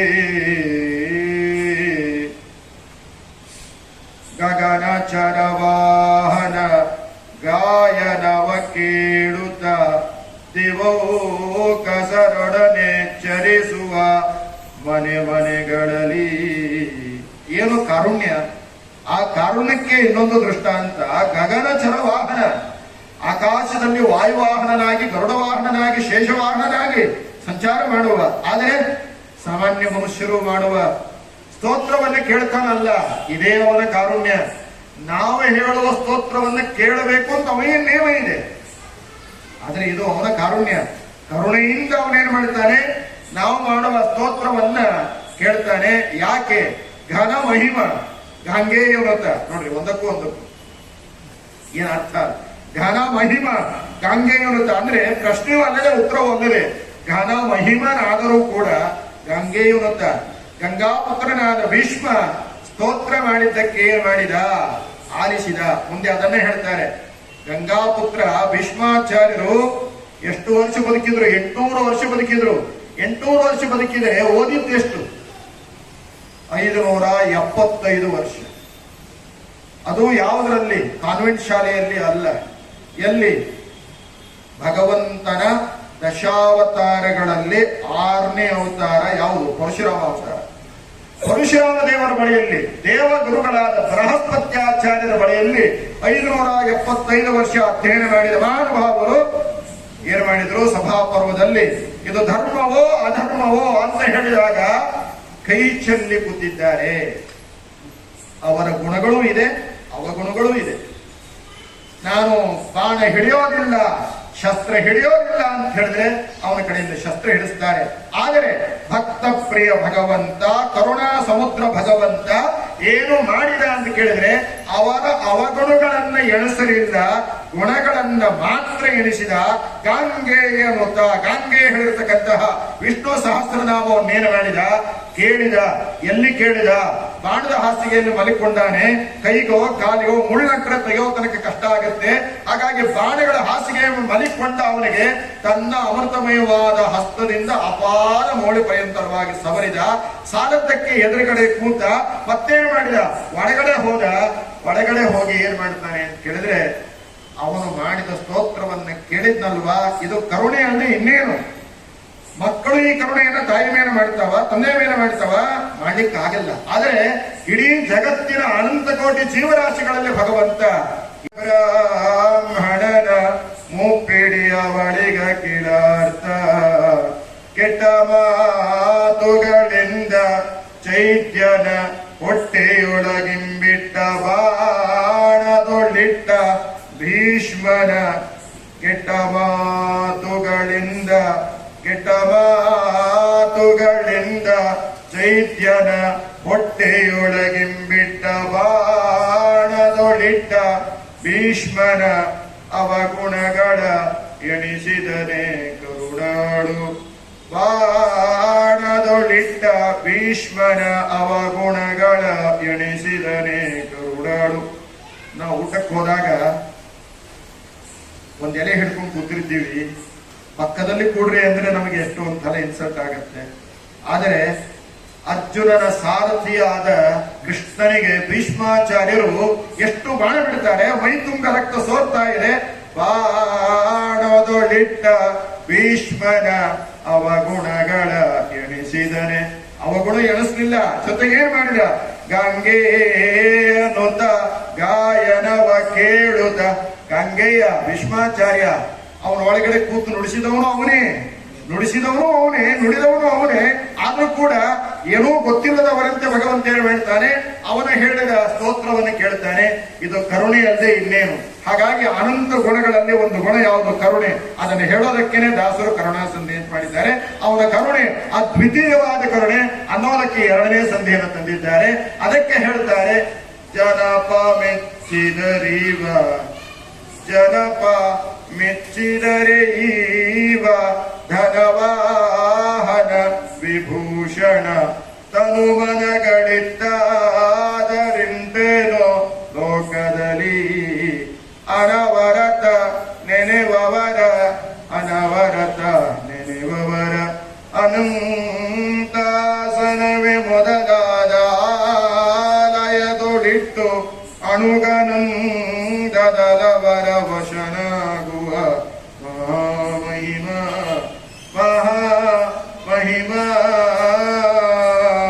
ಒಬ್ಬ ರಾಜ ಮೆಚ್ಚಿದ್ರೆ ಧನ ಕನಕ ರಥ ಕುದುರೆ ಹಳ್ಳಿ ಕೊಳ್ಳಿ ಜಮೀನು ಕೊಡ್ತಾನೆ, ಮೋಕ್ಷ ಕೊಡ್ತಾನೇನ್ರಿ? ದಾಸರಂತಾರೆ, ಸ್ವಾಮಿ ಮೆಚ್ಚಿದ್ರೆ ಮೋಕ್ಷನೇ ಕೊಡ್ತಾನ್ರಪ್ಪ. ಹೇಗೆ ಕೊಡ್ತಾನೆ? ಕರುಣೆಯಿಂದ ಕೊಡ್ತಾನೆ ಅಂತ ಹೇಳ್ತಾರೆ. ಹಾಗಾಗಿ ಅವನ ಕರುಣೆಯನ್ನು ಹೇಳೋದಕ್ಕೆ ಹೇಳ್ತಾರೆ, ಮಲಗಿ ಪರಮಾದರದಿ ಪಾಡಲು ಕುಳಿತು ಕೇಳುವ, ಕುಳಿತು ಪಾಡಿದರೆ ನಿಲುವ, ನಿಂತರೆ ನಲಿವೆ, ನಲಿದರೆ ಒಲಿವೆ ನಾನಿಮಗೆಂಬ ಸುಲಭನೋ ಹರಿ ತನ್ನವರನು ಅರಗಳಿಗೆ ಬಿಟ್ಟಗಲನು. ರಮಾಧವನ ಒಲಿಸದರಿಯದೆ ಪಾವರರು ಬಳಲುವರು ಭವದುಡುಗೆ, ಪಾವರರು ಬಳಲುವರು ಭವದುಡುಗೆ. ಬಹಳ ಚಲೋ ಆತಲ್ರಿ ಸರ್. ಮಲಿಕ್ಕೊಂಡು ಆರಾಮ್ಸರಿ ಹೇಳ್ತೀವಿ. ಹಂಗಲ್ಲ, ಭಗವಂತನ ಕರುಣೆ ಏನು ಗೊತ್ತು? ನೀನು ಮಲಿಕೊಂಡಿರ್ತೀಯ, ಜ್ವರ ಬಂದಿರ್ತದೆ, ಮಲಿಕೊಂಡಿರ್ತೀಯ, ಆಸ್ಪತ್ರೆಯಲ್ಲಿ ಏನೋ ಕೈನೋ ಕಾಲ ಮುರ್ಕೊಂಡು ಪ್ಲಾಸ್ಟರ್ ಹಾಕೊಂಡು ಮಲಿಕೊಂಡಿರ್ತೀಯ. ಅವಾಗಲಾದ್ರೂ ಕೂಡ ಭಕ್ತಿಯಿಂದ ಸ್ಮರಣೆ ಮಾಡಿದ್ರೆ ನಾನು ಕೇಳ್ತೀನಪ್ಪ ಅಂತ. ಗಜರಾಜ ಗಜಯೋನಿ ಚಂದನ, ಆನೆ ಚಂದನ, ಕಪ್ಪ ಕಂಬ ಕಾಲು. ಏನು ಆನೆಗೆ ರೂಪ ಇದೆಯಾ, ಯೌವನ ಇದೆಯಾ, ವಯಸ್ಸಿದೆಯಾ, ಸಂಪತ್ತಿದೆಯಾ ಆನೆಗೆ? ಆದ್ರೆ ಭಗವಂತ ಏನು ಮಾಡಿದ? ಆನೆಯ ಆ ದೇಹವನ್ನು ನೋಡಲಿಲ್ಲ, ಏನ್ ನೋಡಿದ? ಅದರ ಭಕ್ತಿಯನ್ನು ನೋಡಿದ. ಭಕ್ತಿಯಾದ ದೋಷ ಭಗವಾನ್ ನನು ಯೂತಪಾಯ. ಹಾಗಾಗಿ ಭಗವಂತನ ಸ್ತೋತ್ರವನ್ನ ಮಾಡಬೇಕಾದ್ರೆ ಏನನ್ನ ನೋಡ್ತಾನೆ? ಭಗವಂತ ಅನುಗ್ರಹವನ್ನ ಮಾಡಬೇಕಾದ್ರೆ ಯಾವುದನ್ನ ನೋಡ್ತಾನೆ? ಹಾಗಾಗಿ ಮಲಗಿ ಪರಮಾದರಲಿ ಅಂತ ಹೇಳಿದ್ರೆ ಆರಾಮ ಊಟ ಮಾಡಿಕೊಂಡು ಬಹಳ ಹೊಟ್ಟೆ ಭಾರ ಆಗಿರ್ತದ. ಒಂದು ದಿವಸ ರಾಮಕೃಷ್ಣ ಅಂದ್ರೆ ಹಂಗಂತ ಅರ್ಥ ಅಲ್ಲ. ನಿಮಗೆ ಅನಾರೋಗ್ಯಾದಿಗಳಿಂದ ಏನೋ ಮಲಗಿದ ಪರಿಸ್ಥಿತಿ ಇರ್ತದೆ, ಅವಾಗಲಾದ್ರೂ ಕೂಡ ನನ್ನ ಸ್ಮರಣೆ ಮಾಡ್ರಿ, ನಾನು ಹೋಗ್ಬಿಡ್ತೀನಿ, ನಾನು ನಿಮ್ಮ ಹತ್ತಿರವೇ ಇದ್ದೇನೆ, ಹೋಗ್ಬಿಡ್ತೀನಿ. ಮಲಗಿದ್ರು ಕೂಡ ಪರಮಾದರದಿ ಪಾಡ್ರಿ. ಇದು ನಮಗೋಸ್ಕರ. ಮಲಗಿ ಪರಮಾದರದಿ ಪಾಡಿದವರು ಯಾರು? ಮಲಗಿ ಎಲ್ಲಿ ಮಲಗ್ಯಾನ? ಯಾರು ಮಲಗ್ಯಾರ? ಶ್ವೇತದ್ವೀಪ ವೈಕುಂಠ ಅನಂತಾಸನವ, ಅಲ್ಲಿ ಅನಂತಾಸನೊಳಗೆ ಸ್ವಾಮಿ ಮಲಿಕೊಂಡಾನ. ಹೌದಲ್ಲೋ, ಅನಂತಾಸನದೊಳಗ ಶ್ರೀರಂಗದೊಳಗೆ ಸ್ವಾಮಿ ಮಲಿಕೊಂಡಾನ. ಆ ಮಲಗಿದಂತಹ ಮಲಗಿ ಪರಮಾದರದಿ ಪಾಡಿದ್ರು. ಸ್ವಲ್ಪ ಕನ್ನಡ ನೀವು ಹೇಳಿದ್ ನೋಡ್ರಿ, ಕನ್ನಡದಲ್ಲಿ ತಿಳಿರಿಲ್ಲ ಬರ್ತೀವಿ ನೋಡ್ರಿ, ಕನ್ನಡಕ್ಕೆ ಬರ್ತೀವಿ ಸರಿನಾ. ಮಲಗಿ ಪರಮಾದರದಿ ಪಾಡೋದನ್ನು ಬಿಡಿಸ್ರಿ, ಅದನ್ನ ಮಲಗಿಪ ಅಲ್ಲಿ ನಿಲ್ಲಿಸ್ರಿ. ಮಲಗಿದ ಅಂದ್ರೆ ಮಲಗಿಪ ಅಂದ್ರೆ ಮಲಗಿದಂತಹ ಪರಮಾತ್ಮರನ್ನ ರಮ ಲಕ್ಷ್ಮೀದೇವಿ ಅನಂತಾಸನದಲ್ಲಿ ಏನ್ ಮಾಡ್ತಾಳೆ, ಆದರದಿ ಅನಂತ ಆದರಿಂದ ಏನ್ ಮಾಡ್ತಾಳೆ, ಪಾಡ್ತಾಳೆ. ನವವಿಧ ಭಕ್ತಿಯನ್ನ ಅನಾದಿ ಕಾಲದಿಂದ ಅನಂತ ಕಾಲದ ತನಕ ಪರಿಪೂರ್ಣವಾಗಿ ಮಾಡುವ ಒಂದೇ ಒಂದು ಚೇತನ ಅಂದ್ರೆ ಮಹಾಲಕ್ಷ್ಮೀ ದೇವಿ ಮಾತ್ರ. ಆನಂತರ ಬ್ರಹ್ಮಾದಿ ದೇವತೆಗಳು ನವವಿಧ ಭಕ್ತಿಯನ್ನ ಮಾಡ್ತಾರೆ. ಹಾಗಾಗಿ ಮಲಗಿ ಪರಮಾದರದಿ ಪಾಡಲು ಅಂದ್ರೆ ಮಲಗಿ ಅಂದ್ರೆ ಮಲಗಿದ ಪರಮಾತ್ಮನನ್ನ ರಮಾ ಲಕ್ಷ್ಮೀ ದೇವಿ ಏನ್ ಮಾಡ್ತಾಳೆ, ಆದರೋ ನಾಮ ಭಕ್ತಿ, ಆದರ ಶಬ್ದಕ್ಕೆ ಭಕ್ತಿ ಅಂತ ಅರ್ಥ. ಹಾಗಾಗಿ ಆದರಿಂದ ಏನ್ ಮಾಡ್ತಾಳೆ, ಪಾಡ್ತಾಳೆ. ಅಂದ ಮೇಲೆ ಸ್ವಾಮಿ ಅನಂತಾಸನದಲ್ಲಿ ಆನಂದವಾಗಿ ಮಲಿಕೊಂಡಾನೆ. ಲಕ್ಷ್ಮೀ ದೇವಿ ಸೇವೆಯನ್ನ ಮಾಡ್ತಾಳೆ. ಹಿಂಗ ಚಿಂತನೆ ಮಾಡ್ರಿ, ನೀವು ಮಲಿಕೊಂಡಾಗ ಹಿಂಗ ಚಿಂತನೆ ಮಾಡಿದ್ರೆ ಆ ಸ್ವಾಮಿ ಏನು ಮಾಡ್ತಾನೆ, ಅನುಗ್ರಹವನ್ನ ಮಾಡ್ತಾನೆ. ಅದು ಬಿಟ್ಟು ಆ ಮಲಿಕೊಳ್ಳುವಾಗ ಯಾವ ಸುಡುಗಾಡ ಆ ಸೀರಿಯಲ್ ನೋಡ್ಬಿಟ್ಟು ಏನ್ ಚಿಂತನೆ ಬರ್ತದೆ ಸರಿ. ಮನಿ ಒಳಗೇನೆ ಕೋರ್ಟು, ಮನಿ ಒಳಗೇನೆ ಕೇಸು. ನಾನು ನೋಡಂಗಿಲ್ರಿ, ಮತ್ತೆ ನನಗೆ ಟೈಮ್ ಇರಂಗಿಲ್ಲ.